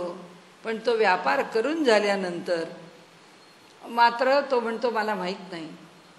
आत्महत्या करणाऱ्या माणसानी जर अर्धवट प्रयत्न केला किंवा आत्महत्येचा प्रयत्न करता करता कुणी जर त्याला पकडला आणि त्याची आत्महत्या रोखली आणि मग तासा 2 तासांनी म्हटलं आता करायचे का तुला आत्महत्या कर, तो म्हणतो नाही. कारण का? इंद्रिय व्यापार आहे. त्यावेळी त्याच्या इंद्रियांनी इतका जबरदस्त सगळ्या गोष्टींचा ताबा घेतलेला असतो की त्याला त्या क्षणी ते करूच या, हीच एक आपल्याला गती आहे असं वाटून इंद्रिय त्या दिशेने धाव घेतात. आणि मग मन का बदलतं, मग बुद्धी का बदलते? कारण ती इंद्रियांच्या कह्यात आहे. इंद्रियांना कोणतंही प्रयोजन कळत नाही आहे. तरीसुद्धा इंद्रिय खायला बसलो तर मन सांगतं हे खरं खाऊ नये, बुद्धी सांगते हे खाऊ नये, इंद्रिय म्हणतात नाही चला आपल्याला आवडलंय आपण खाऊया. हे जे घडतं ते त्या ठिकाणी ते म्हणतात की त्याला ज्ञान नाही आहे. इंद्रियांच्या ठिकाणी आपण काय करतो आहे याचे परिणाम मी तर नेहमी एकच उदाहरण लक्षात ठेवलंय. इंद्रियांचं बलवान जे काही स्थिती आहे आणि त्याच्यावरून इंद्रिय जे कार्य करतात. कुणीही मनुष्य दुसऱ्याचा खून करावा असं त्याचं मन किंवा बुद्धी शाबूत असेल तर काम करणार नाही. पण जेव्हा इंद्रियांच्या पातळीवरती तो हे काम करतो आणि दुसऱ्याचा खून करून मोकळा होतो त्यावेळी लक्षात घ्यावं की त्याची मनबुद्धी त्याच्यात इन्व्हॉल्वडच नाही आहे, ते त्याच्यामध्ये समाविष्ट नाही आहेत. इंद्रियांच्या पातळीवरती त्यांनी केलेलं ते काम हे भ्रमित चित्त आहे की त्या चित्ताला त्याचं यथायोग्य ज्ञान होत नाही आहे. तो अरे ते कसं तू केलंस, कसा खून, आपल्याकडे आणखीन शब्द वापरले की खून त्याच्या डोळ्यात चढला होता. आपण असं वर्णन करतो की त्याच्या डोळ्यात खून आला. मग आता झालं त्याचा इंद्रियांनी त्याला व्यापून टाकलं होतं. हात त्याचे शिवशिवत होते, त्याचे डोळे म्हणत होते की हा माणूस मेलाच पाहिजे. त्याचं शरीर, त्याचे पाय, त्याचे हात त्या दिशेने कार्यकारी झाले. कुठे गेलं मन, कुठे गेला विचार, कुठे गेली बुद्धी, काही राहत नाही म्हणा. सारासार विचार मनुष्य सोडून देतो, इंद्रियांना वश होतो. आणि इंद्रिय ग्रामाला जेव्हा वश होतो तेव्हा त्याच्या बुद्धीचं नियंत्रण त्याच्यावर नसतं. जसे आमचे आत्ता परवा संसदेत शरद यादव बोलले, काही नियंत्रण. एक संसदेमधला एवढा मोठा सांसद, एक चांगला लोकसभेचा एक प्रतिनिधी, खासदार बेजबाबदार विधान करतो. कसा करतो? त्याचं कारण आहे मनबुद्धीला ट्रेनिंगच नाही. जे सगळे म्हणजे आपण ज्याला इम्पल्सिव्ह म्हणतो ना, अशा प्रकारे फार खालच्या पातळीवर येऊन इम्पल्सिव्ह होणं आहे. त्याच्याकरता ते म्हणतात की पिशाच्यानी पीडित केलेलं आहे आणि मन आणि बुद्धी भ्रमलेली आहे. आणि म्हणून शरीराच्या पातळीवरती काही बरळल्यासारखा व्यापार होतो, नियंत्रण नाही शरीरावरती. संताप किंवा त्याच्या अंतःकरणामध्ये आलेले जे आवेग आहेत की एखादी गोष्ट आत्ता डोळ्याला दिसते ती मनासारखी नाही, जे हातात आहे ते फेकून मारलं. अरे समोरच्या माणसाला खोक पडली, त्याला लागलं, तो बेशुद्ध पडला, काही नाही. हे असं कसं घडतं? तो म्हणतो त्या क्षणी मी अगदी बेभान होतो. बेभान म्हणजे बुद्धी काम करत नव्हती, मन काम करत नव्हतं, इंद्रिय काम करत होती. आणि म्हणून त्यांनी सांगितलं हे असो काजे विण जे जे काही कारण ते केवळ कर्म जाणं इंद्रियाने. काहीही कारण नाही, काही कारण नाही, तरीसुद्धा जे कर्म घडतं ते इंद्रियांचं आहे. मग सर्वत्र जे जाणते ते बुद्धीचे कर्म निरुते. म्हणाले आता तुम्हाला बुद्धीचं काम सांगतो. सर्व दूर जे आम्हाला ज्याची जाणीव होते. आपण म्हणतो आज मी इथे बसले खरी, पण आज मला माझ्या UK मधल्या भाच्याची खूप आठवण होती. का माहिती नाही, पण कालपासून माझं मन हुरहुरत आहे. काय आहे ही जाणीव आहे. ही कुणाची आहे? बुद्धीची. माणूस म्हणतो की नाही मला असं वाटतं व की उद्या आपण कार्यक्रम ठरवलाय खरा, पण काय त्या पावसाचा काही अंदाज नाही. ही जाणीव आहे, ही आतून येणारी जाणीव आहे. आणि अशी जी सटल, अशी जी सूक्ष्म जाणीव आहे, त्याबरोबर ढोबळ जाणीव आहे. आपल्याला त्या कोपऱ्यातलं दिसतं, आपल्याला ह्या कोपऱ्यातलं दिसतं. आपण इकडचं पाहू शकतो, आपण तिकडचं पाहू शकतो, आपण वरचं पाहू शकतो, आपण खालचं पाहू शकतो. सर्व दिशांनी आपली जाणीव केवळ दृश्य आहे तेवढी नाही, कारण डोळ्यांनी पाहिलं त्याची जाणीव झाली, हे बुद्धीचं काम नाही, हे डोळ्याचं काम झालं. बुद्धीचं काम काय झालं? जे दिसत नाही तेही ज्याला दिसतं. म्हणून आपल्याकडे मराठीतली कवीची व्याख्या छान केली. जे न देखे रवी ते देखे कवी. ते कवी पाहतो. जे सूर्याला दिसत नाही ते कवीला दिसतं. का? कारण कवीची बुद्धी, कवीची कल्पनाशक्ती, कवीच्या जाणीवेची तरलता त्याला कुठे घेऊन जाते माहीत नाही, त्याला तिथे काय दाखवते माहीत नाही. ते सगळं त्याच्या बुद्धीच्या पातळीवरती घडतं. आणि म्हणाले ही जी बुद्धी आहे, फार सुंदर व्याख्या केली आहे. मग सर्वत्र जे जाणते. सर्वत्र म्हणण्यामध्ये सर्वत्र हा शब्द भगवंताच्या विशेष गुणांमध्ये आलेला आहे. भगवंताचा गुण काय आहे? सर्वत्रता. भगवंत एका वेळी सर्व ठिकाणी असू शकतो. सर्वज्ञता, त्याला सगळं काही एका वेळी एका क्षणाला जाणता येतं. अशी बुद्धी आहे. बुद्धीच्या ठिकाणी सर्वत्र पोचण्याची इतकी जबरदस्त ताकद आहे. ती परमात्म्यासारखी एका क्षणी सगळ्या ठिकाणी नाही पोचू शकत. का नाही पोचू शकत? आमची बुद्धी इतक्या प्रकारांनी जरी झेप आहे तरी वृत्ती ज्ञान आहे. लक्षात ठेवायचं, हे जे वृत्ती ज्ञान आहे ती वृत्ती एका वेळी एक निर्माण होते. एका वृत्तीनंतर दुसरी वृत्ती निर्माण होईल, पण एका वेळी 4 वृत्ती निर्माण होत. वृत्तीच्या पाठोपाठ वेगाने वृत्ती निर्माण होतील, पण एका नंतर एक होतील. म्हणजे ईश्वराची सर्वत्रता आणि मानवाच्या बुद्धीची सर्वत्रता याच्यामध्ये पहिलीच मर्यादा आहे. पहिलीच मर्यादा आहे ती वृत्ती ज्ञानाची मर्यादा आहे. म्हणून ते म्हणतात कर्म निरुते ओळख अर्जुना ते म्हणे हरी.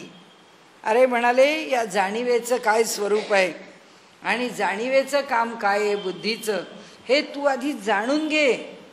त्याची व्याप्ती जाणून घे, त्याचं स्वरूप जाणून घे, त्याच्या कक्षा जाणून घे, त्याची मर्यादा जाणून घे, त्याचं सामर्थ्य जाणून घे.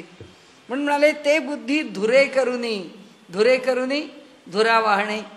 तसं ते वागदोर हातात धरणे, तसं त्या बुद्धीला पुढे करून म्हणाले कर्म करीती चित्त देऊनी. ती बुद्धी पुढे ठेवतात कोण? हे योगीजन. या बुद्धीचं सामर्थ्य माहिती आहे. त्या बुद्धीला पुढे करीती चित्त देऊनी कर्म करतात. कसं करतात? पूर्ण मनापासून करतात. परी ते नैष्कर्म्यापासूनही मुक्त दिसती. पण ते जे कर्म आहे ते नैष्कर्म्य स्थितीला प्राप्त झालेल्या व्यक्तीच्या कर्मापेक्षा सुद्धा पुष्कळ अधिक पुढे जातं, कारण ते पूर्णतेला प्राप्त झाले. ज्ञानेश्वर माऊलींचं कोणतंही कर्म, ज्ञानेश्वर माऊलींची एक ओवी घेऊन जरी आपण चिंतन करत बसलो, नामदेव महाराजांनी उगाच नाही म्हटलं, एक तरी ओवी अनुभवावी. अनुभवावी, अनुभाव, त्या अनुभवणे, एक्सपिरियन्स, त्याला अनुसरण आहे त्या भावाला, म्हणून अनुभव आहे. दुसरं काय आहे? परमात्म्याचा अनुभव म्हणजे काय आहे? ती जी स्थिती आहे ब्रह्मस्थिती, त्या ब्रह्मस्थितीला हा जीव अनुसरतो ना, म्हणून तो त्या ब्रह्मस्थितीला प्राप्त होतो. म्हणून अनुभव म्हणतो. अनुसरण आहे त्याच्यामध्ये. आणि म्हणून हे अनुसरण जे आहे अनुभवाच्या पातळीवर एक ओवी जरी घेतली तरी आपल्याला कळतं, जन्मभर त्याचं चिंतन केलं तरी आपण पागल होऊ. त्याचं कारण असं आहे की कशी निर्माण झाली ही ओवी, त्या ओवीचं वजन जे आहे त्याचा चतकोर चतकोर तुकडा सुद्धा नुसता ज्ञानाचं ठासून भरलेलं रसायन आहे, वेगळं नाहीच आहे काही. कोण चिंतन करणार? अहो 750 वर्ष लोक ज्ञानेश्वरी वाचतायत, लोक ज्ञानेश्वरी सांगतायत, लोक ज्ञानेश्वरीचं चिंतन करतायत. कुणाला सापडलं? कुणाला ज्ञानेश्वरीला गवसणी घालतात? नाही येणार. त्याचं कारण आहे, हा जो प्रांत आहे हा फार वेगळा आहे. ते बुद्धी धुरे करुनी, इथे जे घडतं आहे त्या बुद्धीला काय केलंय? पुढे केलंय. कर्म करीती चित्त देऊनी, जे कर्म करायचं आहे त्याच्यामध्ये चित्त ओतलेलं आहे. परी ते नैष्कर्म्यापासून मुक्त दिसती. असं कर्म करत असून सुद्धा ज्यांनी नैष्कर्म्य सिद्धी प्राप्त करून घेतलेली आहे, म्हणजे कर्म करून सुद्धा कर्म न केल्यासारखा केवळ निस्संग आहे, असा जो निस्संग आहे त्याच्या हे पलीकडचे आहेत. का बरं पलीकडचे आहेत? त्याचं कारण संग आणि असंग याच्यातला असंग त्यांनी निवडला नैष्कर्म्य सिद्धीमध्ये. आणि तिथे तो निस्संग, ज्याच्या ठिकाणी संग सुटलेला आहे असं म्हणताना सुद्धा त्या संघाचंच स्मरण आहे. त्या संघाला सोडलं आहे, म्हणजे ते जे द्वंद्व आहे त्या द्वंद्वातला संग आणि असंग किंवा निस्संग असा तो झालाय. आता हा मुक्त पुरुष कसा आहे? या संग आणि असंगाच्या पलीकडे. हे द्वंद्व नाही शिल्लक राहील, त्या द्वंद्वाच्या तो पलीकडे. संग असंगाच्या संग म्हणून ते म्हणतात, अहो नैष्कर्म्य सिद्धी हा टप्पा झाला, या टप्प्याच्या पलीकडे तो गेलेला आहे. मुक्त दिसती जे बुद्धीची आहे ठाऊनी देही, म्हणजे जे बुद्धीपासून देहापर्यंत ठाऊनी देही कुठेही तया अहंकाराची सेची नाही. बुद्धीपासून देहातल्या शेवटच्या पेशीपर्यंत त्या कोणाला सुद्धा अहंकार नावाची गोष्ट माहिती नाही, तिथे ती जाणीवच नाही आहे. म्हणजे काय झालं? ही जी जाणीव आहे ती ह्या लौकिक वृत्तीज्ञानाच्या जाणीवेच्या पलीकडे गेली. म्हणून एक फक्त सोप्पासा म्हणून एक शब्द आपण लक्षात ठेवायचा, वृत्तीज्ञान. हे वृत्तीज्ञान जे आहे ते सत्वरजतमामधलं आहे. हे वृत्तीज्ञान आहे ते अहंकाराशी जोडलेलं आहे. हे वृत्तीज्ञान आहे ते महतशी जोडलेलं आहे. यातलं काही ना काहीतरी पातळीवरती ते ह्या सगळ्याच्या पलीकडे, या सगळ्याच्या पलीकडे जेव्हा जातं, अहंकाराची सेची नाही म्हणून कर्मेची करिता पाही चोखाळले.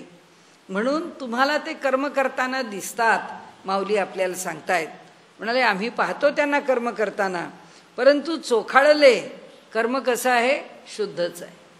आणि ते कसे आहे? त्याहून शुद्ध, कर्माशी जोडलेलेच नाहीत. आगा करीते न वीण कर्म तेची ते निष्कर्म, हे जाणती सवर्म गुरुगम्य जे. म्हणाले अगा करीतेन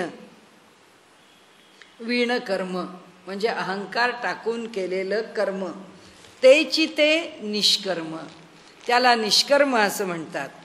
पण हे कशाच्या पलीकडे आहे?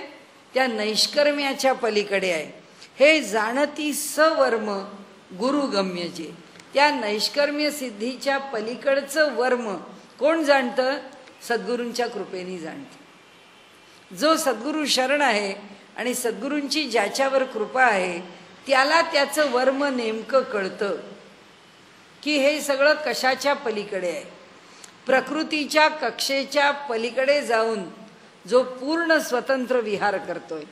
आम्ही आमच्या देव्यांमध्ये म्हणतो ते ओम स्वराज्यम वैराज्यम पारमेष्ठ्यम राज्यम महाराज्यम आधिपत्यम. चाललो आम्ही पुढे. स्वतंत्रता जीवाची एकापेक्षा एक पुढे मांडली आहे. आजकालची एवढीशी स्पेस घेऊन भांडत बसत नाही. इथे लोक आपली सारखे म्हणतात मला माझी स्पेस पाहिजे. अरे कसली स्पेस? त्या 10 बाय 10ची एक खोली तुला मिळाली की झाली स्पेस. माझी बेडरूम वेगळी आहे, माझी सगळी युनिट्स वेगळी आहेत, मी माझं वेगळं जेवण करतो. घरातल्या लोकांनी मला विचारता कामा नाही आमच्याबरोबर जेवायला येणार का नाही, आमच्याबरोबर टी व्ही पाहणार. माझ्या खोलीत माझा टी व्ही, मला काही आवश्यकता नाही आहे तुमच्याबरोबर येण्याची. मला वाटलं तर मी कसली स्पेस. यांनी इथे सांगितलं या कशाच्याही बंधनाच्या पलीकडे मला जायचं, कोणतीच बंधनं माझ्यावरती नको आहेत, मी पूर्ण स्वतंत्र आहे. स्वातंत्र्याची कल्पनाच यांची बंधनात आहे. यांना खोली पाहिजे म्हणजे 10 बाय 10 कोंडले, यांना यांची कॉट पाहिजे म्हणजे त्या कॉटमध्ये कोंडले, यांचं कपाट पाहिजे म्हणजे ह्यांच्या कपाटात बसतील एवढ्या कपड्यात कोंडले. झालं प्रत्येक गोष्टीवर आपण बंधन घालून घेतो. हे माझं स्वतंत्र आहे म्हटलं की हे माझं स्वतंत्र आहे हेच पहिलं बंधन आहे. त्या बंधनात पडला. हा म्हणतो मला कोणतंच बंधन नको आहे, कोणत्याच डायमेन्शन्स नको आहेत, कोणत्याच मिती नको आहेत, त्याच्या पलीकडे आहे मी. आणि म्हणून ते म्हणतात की हे जे नैष्कर्म्य आहे फार अलीकडची गोष्ट आहे. म्हणाले ही नैष्कर्म्य सिद्धी जी आहे उस छोर का नाम आहे, त्या पलीकडच्या तीराचं नाव आहे की जो तीर सद्गुरूंच्या कृपेने प्राप्त झालेला आहे. म्हणून ते म्हणतात हे जाणती सवर्म, त्याच्या वर्मासहित कोण जाणतात? गुरुगम्य जे गुरुपरंपरेतून प्राप्त झालेलं ज्ञान आहे. आता शांत रसाचे भरिते सांडित आहे पात्राते. अहो म्हणले काय सांगू मी, हे इतकं म्हणले लिहिलं, हे इतकं म्हणले मी बोललो. माऊली म्हणते आता त्याचा परिणाम काय झालाय? आता शांत रसाचे भरिते, माझ्या अंतःकरणामध्ये शांत रस जो आहे त्याला भरतं आलाय, तो असा मोठा वरती उचंबळून आला आहे. आणि म्हणाले सांडित आहे पात्राते, आणि ज्या भांड्यामध्ये ते पात्र ठेवलं आहे, समजा खाली मोठी परात आहे आणि त्या परातीमध्ये एक घागर ठेवली आहे किंवा एक मटका ठेवला आहे. म्हणाले त्याच्यामधून हा जो रस आहे तो पुढं वाहतोय आणि खालच्या पात्रात तो सांडतोय. जे बोलणे बोला परवते बोलविले. हो म्हणले गुरुगम्य, वरती शब्द वापरून टाक. काय त्या एकेका ओवीचा अनुबंध आहे, आपण खरंच वेडे होतो. वरती गुरुकृपा काय सांगितली मग पुढची ओवी लिहिली. काय गुरुची कृपा आहे म्हणाले माझ्यावरती? हे जाणती सवर्म गुरुगम्य जे. आणि गुरुगम्य म्हटल्यावर काय म्हणतात? माझ्या अंतःकरणामध्ये शांत रसाचं भरतं आलं. ते कसं आलं, किती आलं? ते ओसंडून व्हायला लागलं. तत्र ऋतंभरा प्रज्ञा, पतंजलींनी त्याचं वर्णन केलंय. मला घटामध्ये पाणी भरलेलं आहे, अगदी काठोकाठ भरलेला आहे, आणि तो घट जर थोडा हल्ला तर तो जर डचमळला तर त्याच्यामधून ते डचमळलेलं पाणी बाहेर येतं. माऊली म्हणतात हे शब्द कसे आले? ज्ञान घटामध्ये ओतप्रोत भरलेलं आहे. माझी बुद्धी जी आहे ती त्या घटातल्या जलासारखी भरलेली आहे, पण गुरूंच्या कृपेने त्याला हेलकावे दिलेत. त्या जलाला लाटा आल्या आहेत. त्या ज्या लाटा आहेत त्या उसळून बाहेर आल्या आहेत. जे उसळून बाहेर आलंय ते काय आहे? ते शांत रसाचं भरतं आहे, ते बाहेर पडलं आहे.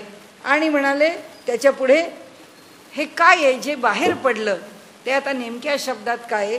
जे बोलणे ते माझ्या शब्दातून अभिव्यक्त झालंय. म्हणाले काय अभिव्यक्त झालंय? तो शांत रस. तो कसा आहे? जे बोलणे, जे बोलणं वास्तविक पाहता बोला परवते, म्हणजे जे शब्दात येऊ शकत नाही. यतो वाचो निवर्तनते, जिथे वाणी पोचत नाही असं जे बोलणं आहे ते बोलावले. कोणी बोलावले? म्हणाले त्यांनी ज्यांनी ओलवले किंवा बोलवले ते कोण आहेत? गुरु आहेत. वरती त्यांचं स्मरण केलं. म्हणाले माझ्याकडून हे बोललं गेलं नाही आहे, माझ्या गुरुनी हे बोलवून घेतलं आणि माझ्यातून ते उमटलं. म्हणून एक इंद्रियांचा पांगू जया फिटला आहे चांगू, तयासीची आधी लागू परिसावया. म्हणाले येथे इंद्रियांचा पांगू, पांगू म्हणजे पराधीनता.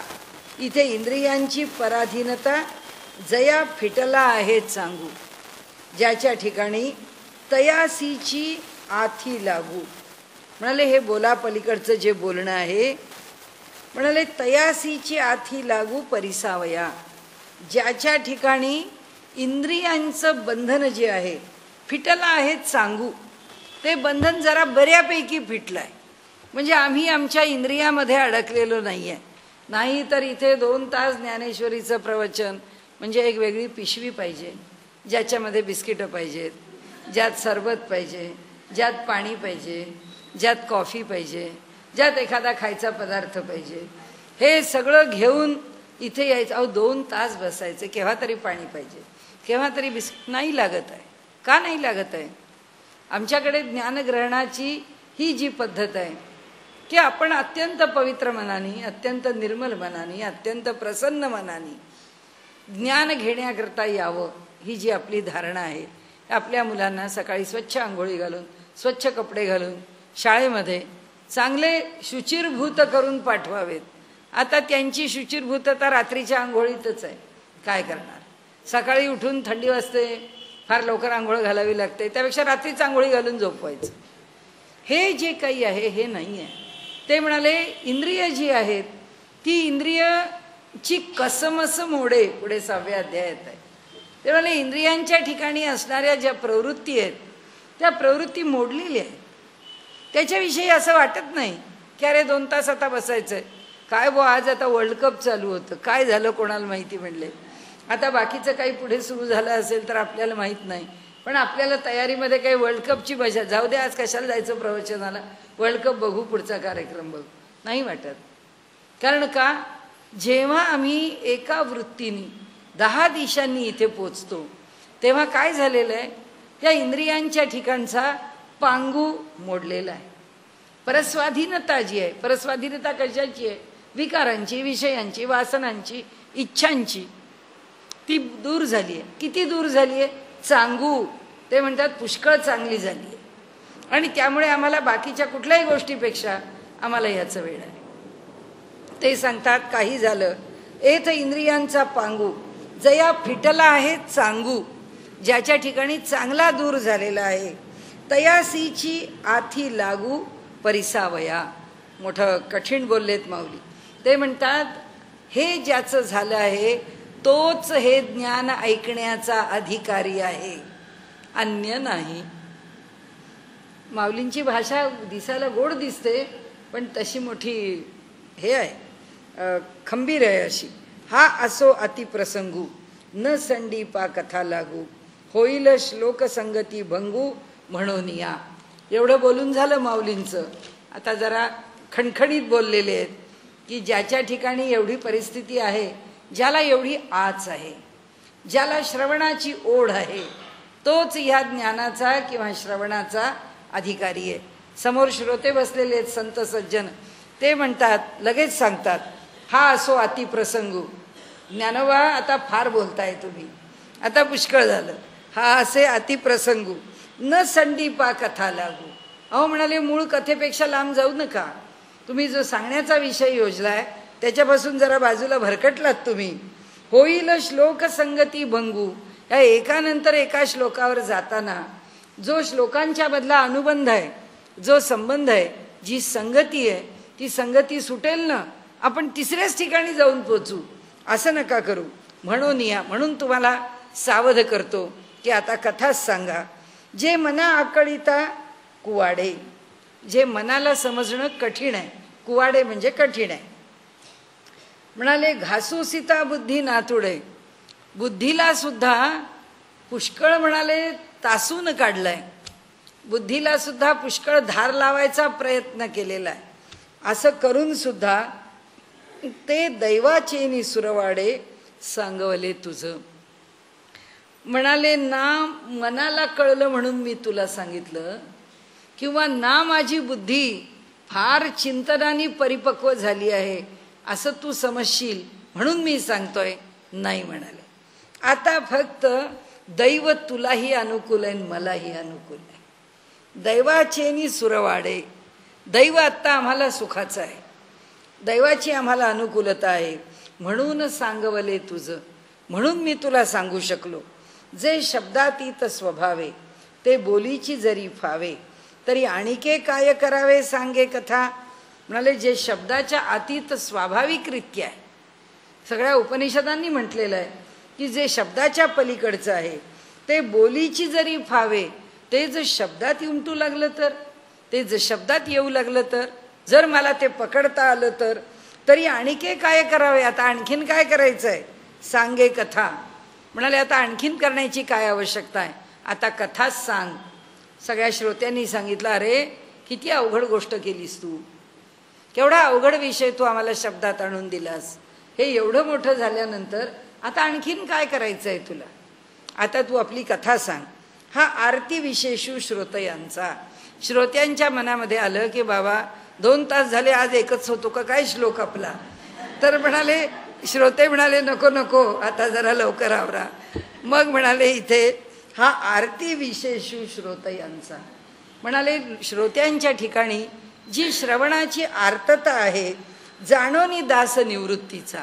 म्हणाले ह्या ज्ञानदेवांना कळलं आहे की श्रोत्यांना आता नेमकं पुढच्या श्लोकात काय वर्म आहे ते ऐकायचं आहे. म्हणे संवादू तया दोघांचा परिसोनी परिसा.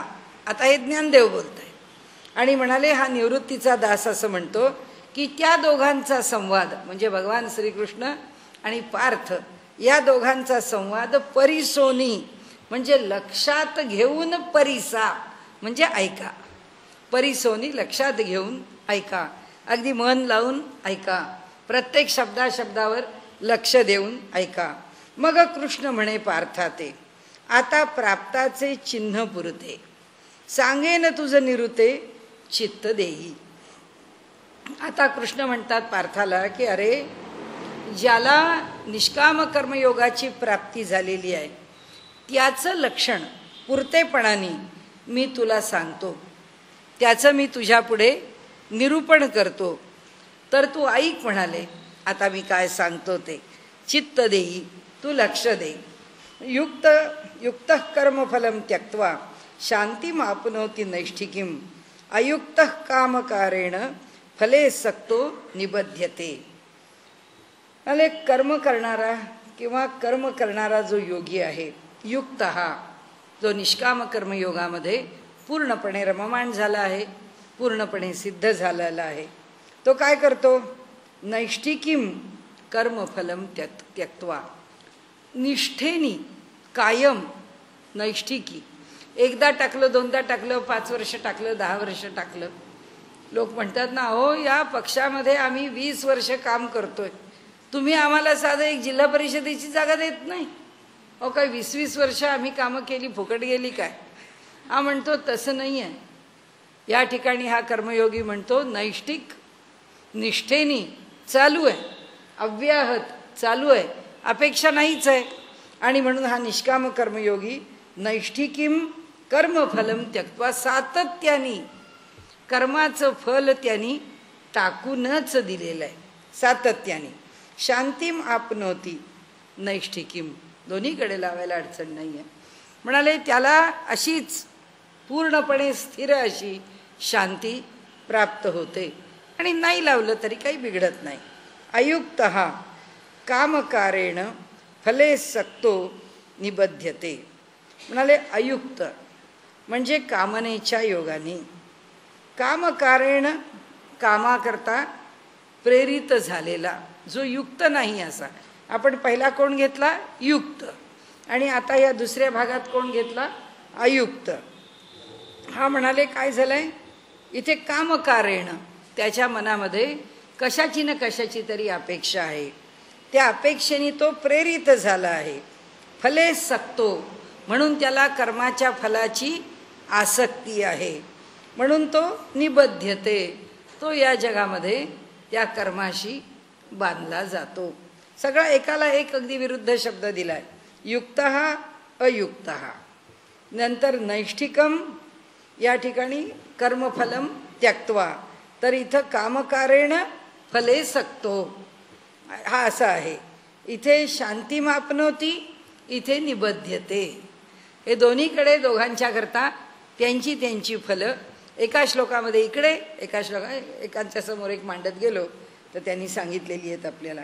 तरी आत्मयोगे आथिला, आत्मयोगे अथिला, ज्याच्या ठिकाणी ज्ञानयोगानी जो संपन्न झाला, अथिला जो कर्मफळाशी विटला, ज्याला कर्माच्या फळाच्या विषयी अगदी निशेष त्याची आसक्ती सुटून गेलेली आहे, असा तो घर रिघोनी वरिला शांती जगी. तर म्हणाले त्याच्या बाबतीत काय होतं, तो कशाचीच अपेक्षा करत नाही ना. हे जे माऊलींचे शब्द आहेत ते मोठे आपल्याला वेडे करतात. आता याला शांती प्राप्त झाली म्हणजे फल प्राप्त झालं की नाही, म्हणजे तो युक्त राहिला, त्यांनी कर्मफलाचा त्याग केला, निष्ठेनी हे जीवन जगला, मग त्याचं फल काय मिळालं, शांती. मग आमच्यासारखा एखादा आगाऊ प्रवचनकार म्हणतो, म्हणजे तोंडाने बोलत नाहीत हो, फळ घेतात. इथे भगवंत बोलताना साधं बोलतात, ते त्यांना आमच्यासारखे कुणी इथे जन्माला येतील पुढे 21व्या शतकात, याच्याविषयी मनामध्ये पुष्कळ आशा आहे की असे कोणी यायचे नाहीत. हे असे माऊली म्हणतात नाही नाही, या कलियुगात कोण कसा जन्माला येईल सांगताय. उत्तर कसं दिलंय बघा. त्याला जी शांती मिळते, तो घर रिघोनी वरिला शांती जगी, या जगामध्ये त्याच्या घरात शांती घुसते. तो नाहीच बोलवत, तो काहीच मागत नाही ना. त्यांनी कुठे म्हटलंय मला शांती द्या. तो जेव्हा निष्ठेनी कर्मफलाचा त्याग करतो आहे, म्हणजे तो म्हणेल हेच का मी मागितलं की निष्काम कर्मयोगाचं आचरण करून मला फल मात्र शांती हवी असं म्हटलं का मी? नाही म्हणतो, मला काहीच नकोय, मी कशा करताच नाही आहे. भगवंताच्या वचनावरती माऊलींची टीका म्हणजे काय आहे. तो जे हिरा असेल तर माऊलींचं कोंदण इतकं सुंदर आहे की हिरा चांगला का कोंदण चांगलं म्हणायची वेळ आहे. त्यांनी सांगितलं अहो शांती आपनोती भगवंत म्हणत असतील, आपनोती नाही, ती शांती त्याचं घर शोधत येते या जगामध्ये. तो दरवाजा उघडतच नाही, ती आत घुसते, रिघोनी ती आत घुसते आणि त्याला वरिते, ती स्वतःहून त्याचा स्वीकार करते. उपनिषदांचं वचन आहे, यमे वैष वृणुते तेन लभ्या तस्यैष आत्मा विवृणुते तनुस्वाम. म्हणाले तो परमात्मा आहे, तो कुणाला स्वीकारतो, तो ज्याला वरतो. तसं आहे ते वचन आहे. त्या वचनाला शांती मॅडमशी जोडलेलं आहे. म्हणाले ती शांती जी आहे, ती शांती भगवंताच्या शब्दामध्ये त्यांनी तिला प्रकट केलं नाही, परंतु ज्ञानेश्वर माऊलींनी मात्र तिला वधू बनवलंय. आणि त्या शांती वधूला हा आपल्या घरामध्ये बोलवत नसताना सुद्धा ती वधू घरामध्ये बळजबरीने शिरते आणि आत येऊन त्याला ती वरते, असं वर्णन केलेलं आहे इथे. आणि ते म्हणतात तो घर रिघोनी वरिला शांती जगी, या जगामध्ये ती शांती देवता, ती शांती माता, ती शांती हा भगवंताचा एक अत्यंत दैवी गुण. काय त्याला ज्या स्वरूपात आपल्याला स्वीकारायचं आहे, जे उत्तम आहे ते सगळं भगवंताचं विभूतिमत स्वरूप आहे, ती त्याच्याकडे येते.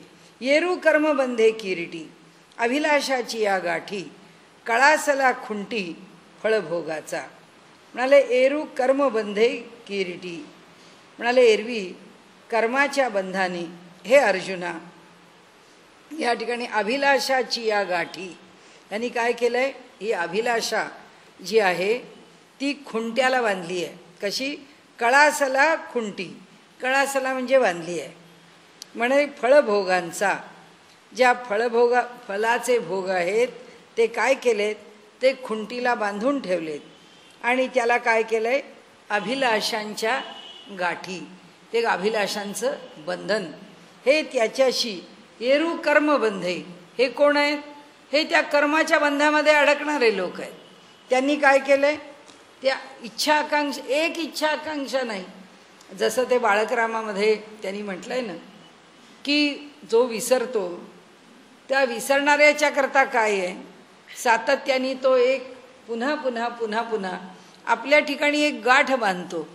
आणि ती आता ही गाठ कशाची मारली, ती विसरेल म्हणून दुसरी गाठ, त्याच्याकरता तिसरी गाठ चालू आहे. म्हणाले ही जी अभिलाषा आहे त्या एका अभिलाषेकरता किती गाठी आहेत. एकदा आपल्याला घर घ्यायचं आहे म्हटलं की त्या घराबरोबर त्याचं अंगण कसं पाहिजे, अंगण कसं पाहिजे म्हटल्यावर त्याचा बगीचा कसा पाहिजे, त्याचा बगीचा म्हटलं की त्याचा एंट्रन्स कसा पाहिजे, त्याचं इंटिरियर कसं पाहिजे. सुरू झाल्या एक अभिलाषा नाही, त्या अभिलाषेबरोबर 1760 गाठी त्याला बांधायला सुरुवात झाली. आणि काय म्हणाले, कळासला खुंटी फळभोगाच्या, आणि फळाच्या भोगाच्या खुंट्याला ते अडकवून ठेवलेलं आहे, तो बांधला गेलेला आहे. कारण अभिलाषेच्या गाठीवर गाठी बांधतो आहे. म्हणाले एरू कर्म बंधे, हा एरवी किंवा दुसरा, हा जो दुसरा आहे अर्धी ओळ पुढची, हा जो दुसरा आहे तो त्या कर्माच्या बंधामध्ये अडकलेला आहे. हे अर्जुना, अभिलाषाची या गाठी कळासला खुंटी फळभोगाचा, फळाच्या भोगाच्या खुंट्याला त्यांनी बांधून ठेवलं आहे. कारण अभिलाषेवर अभिलाषा निर्माणच होत आहेत. सर्व कर्माणि मनसा संन्यस्यास्ते सुखम वशी, नवद्वारे पुरे देही नैव कुर्वन न कारयन. सर्व कर्माणि मनसा संन्यस्यास्ते सुखम वशी. आता हे कसे राहिलेले आहेत, सर्व कर्मांना मनानी संन्यस्त करून, म्हणजे मनानी त्या कर्मांचा त्याग करून टाकलेला आहे. कारण का, पुन्हा दुसऱ्या बाजूने लिहिलं की अहो शरीराने कर्म न करता राहतो का तो, साधा संन्यासी नाही राहत जो कर्माचा त्यागाची भाषा बोलतो आणि भगवन असतो, त्याला सुद्धा भिक्षा तर घ्यावी लागते, कर्म करावंच लागतं. तो भिक्षेला कोणाच्या घरी नाही गेला आणि कुणीतरी त्याच्या घरी भिक्षा आणून दिली तरी सुद्धा हात आहेच भिक्षेला, घेतलीच पाहिजे, त्याच्याशिवाय 12ची वेळच भागत नाही. म्हणजे कर्म करावंच लागतं. मग ते म्हणतात हा निष्काम कर्मयोगामध्ये हा कर्म करतोच, पण कर्म कोणत्या पातळीवर टाकतो, मनानी संन्यस्त करतो. मनानी त्या कर्माचा स्पष्टीकरण चाललंय. वास्तविक आपण हे जाणलेलं आहे आणि आपल्याला माहिती आहे, मागे सुद्धा तो विषय आलेला आहे. म्हणून सर्व कर्माणी मनसा संन्यस्य असते, त्या मनानी त्या कर्मांचा संन्यास करून, सम्यक न्यास करून सुखम वशो, तो काय करतो, आनंदामध्ये राहतो. नवद्वारे पुरे देही नैव कुर्वन न कारयन. म्हणाले ह्या नवद्वार असलेल्या ह्या पुरामध्ये, या देहरूपी नगरीमध्ये तो काय करतो, नैव कुर्वन, तो काही करत नाही आणि तो काही करवून घेत नाही. म्हणजे म्हणाले त्याला भोजन आम्ही दिलं, आम्ही म्हणतो ना लोकांना, मोठे आले स्वतःला संन्यासी म्हणतात, बरे मोठे आले स्वतःला अगदी कर्मयोगी म्हणतात. अहो काय झालं आम्हाला माहिती आहे, आमच्या घरी राहायला आले, आम्हाला त्यांची खाणं पिणं बडदास्त पुष्कळ ठेवावी लागली. हे जेव्हा आम्हाला वाटतं तेव्हा आम्ही त्याला लौकिक पाहतो.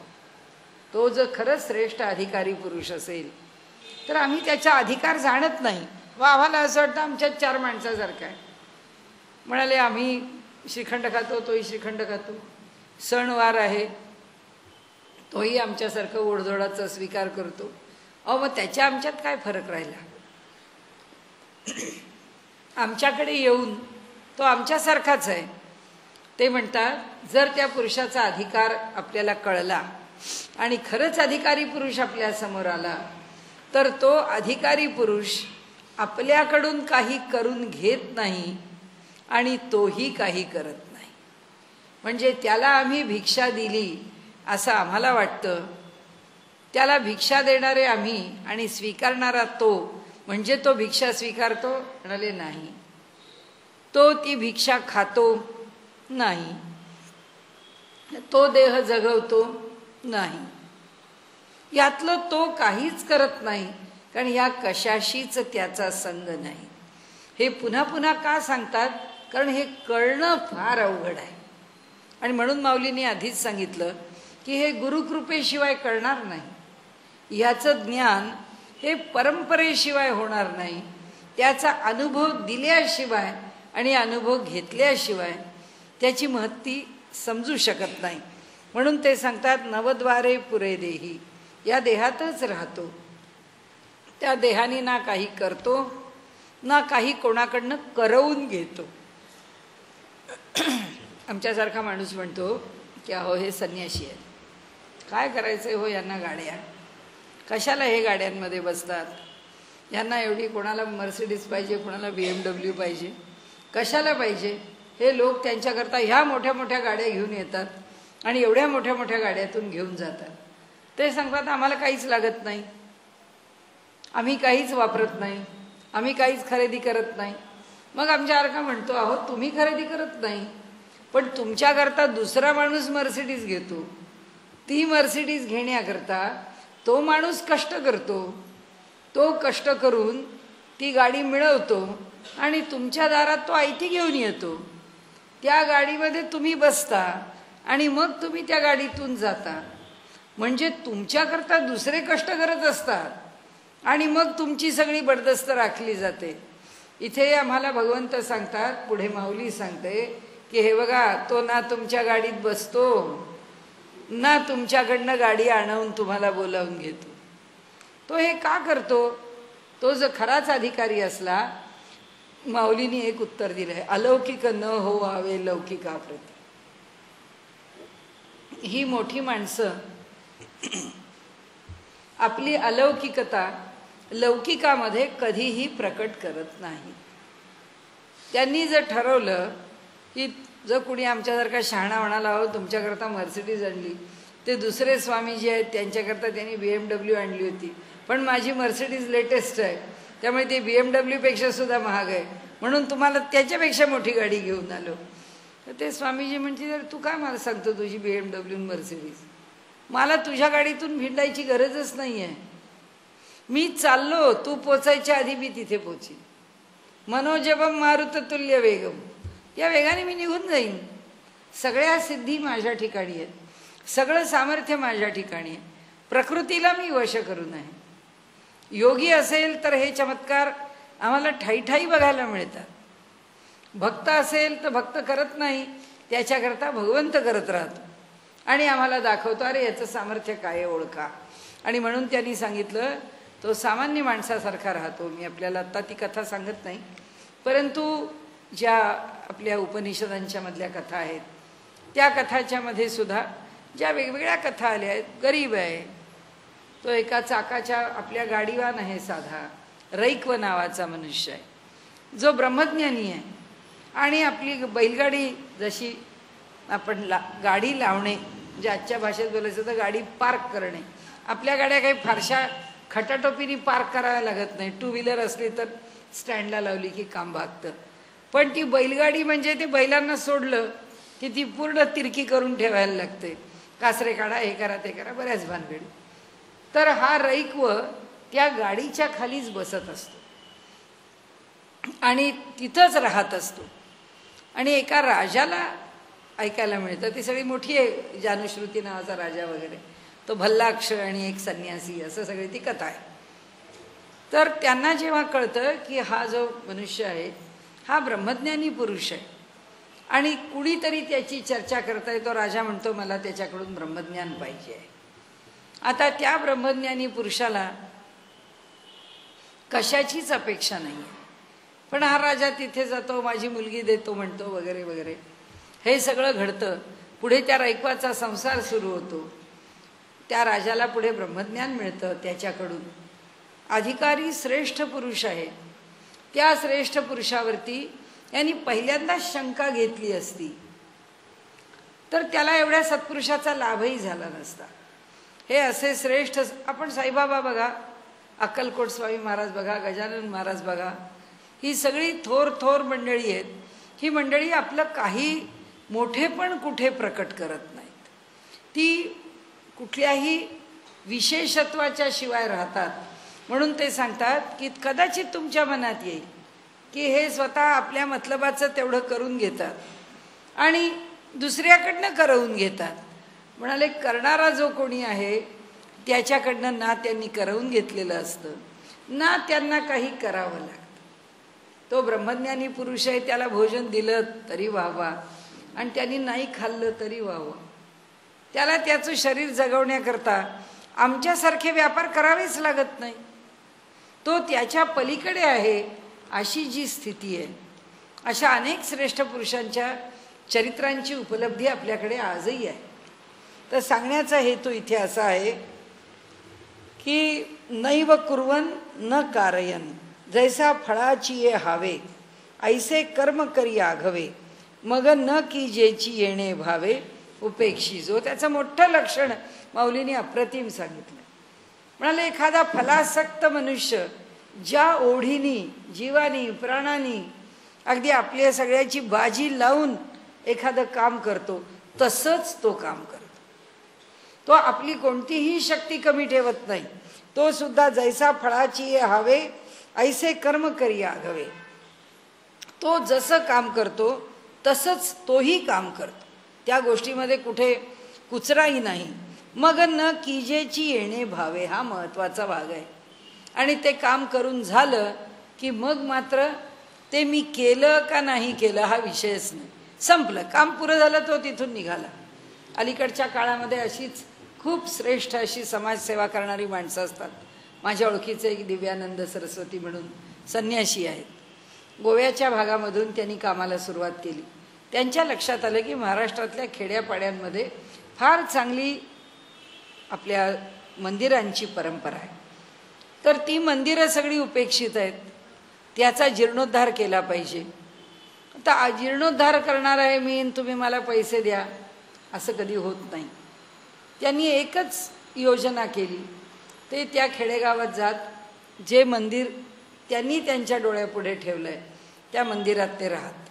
तिथे राहून पहिली महिनाभर आपली चालू आहे ना, मंदिर साफसूफ जाळ्या जळमटाने भरलेलं घाण सगळी काढून साफसूफ करून आपल्याला राहण्यासारखं करून 4 लोकांना येण्यासारखं काही आकर्षण वाटावं असं तयार करून मग त्या माणसांचा सुसंवाद त्यांच्याशी होत असे. तो सुसंवाद झाला की मग तेच लोकांना सांगत या गावामध्ये कोण कोण लोक आहेत, या गावामध्ये कोण कोण पुढारीपण करणारे आहेत, कोण कोण या मंदिराची जबाबदारी घेऊ शकतात.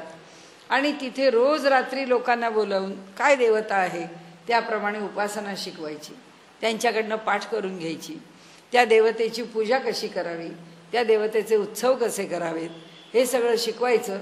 त्यांचं एक मंडळ स्थापन करायचं.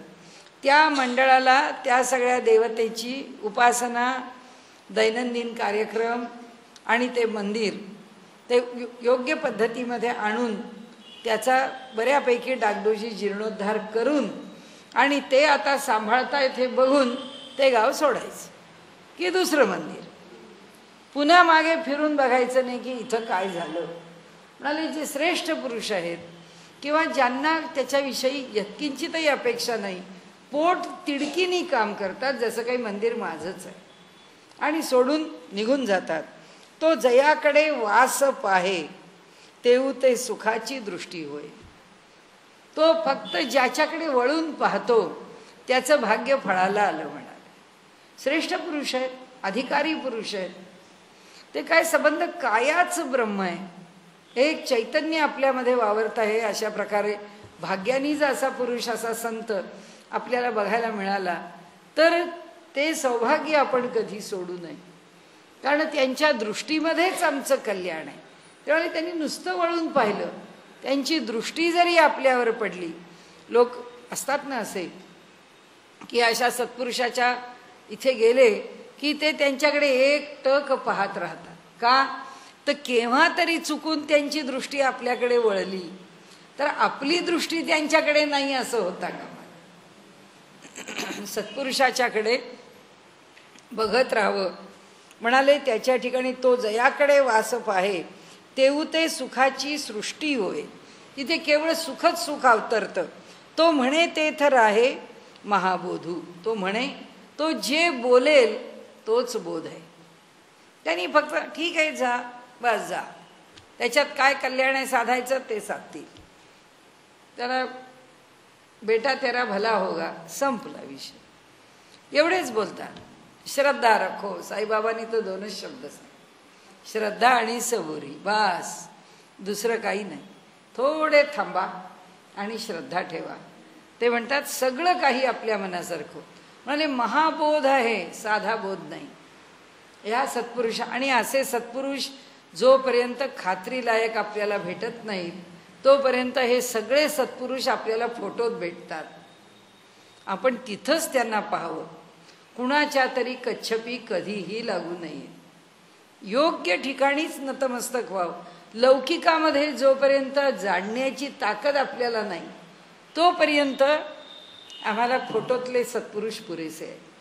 काही गरज नाही आहे. सगळे एकापेक्षा एक अधिकारी पुरुष आहेत जे आमचं कल्याण साधायलाच बसलेले. इतकी वर्ष झाली नुसतं ज्ञानेश्वरीचं काम करायला घेतलं. ज्यांची दृष्टी पूर्ण अधू झालेली आहे अशा भल्या गृहस्थाला ज्ञानदेवांनी दृष्टी दिली. ज्ञानेश्वरी वाचता वाचता कशाला दुसरीकडे जायला पाहिजे. ज्याचं जे कल्याण आहे, ज्याला ज्याची गरज आहे, भगवंत ते त्याला देतच असतात. सत्पुरुष त्याला देतच असतात. म्हणून म्हणाले तो म्हणे तेथर आहे महाबोधू नवद्वारे देही तो असतूची परी नाही.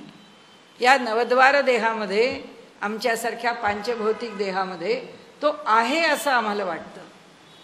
पण म्हणाले नवद्वारे देही तो असतूची, तो आहे आम्हाला दिसायला, तो लौकिकात आहे. परी नाही करी तूची न करी काही फलत्यागी. म्हणाले हा असा जो फलत्यागी पुरुष आहे तो काय करतो, त्या ज्याचं देहाशी तो असतूची परी नाही, देहात आहे पण त्याचं देहाशी तादात्म्य नाही आहे. करी तूची न करी काही, कर्म करताना दिसतो पण तो खरंच त्या देहाने कर्म करत नसतो.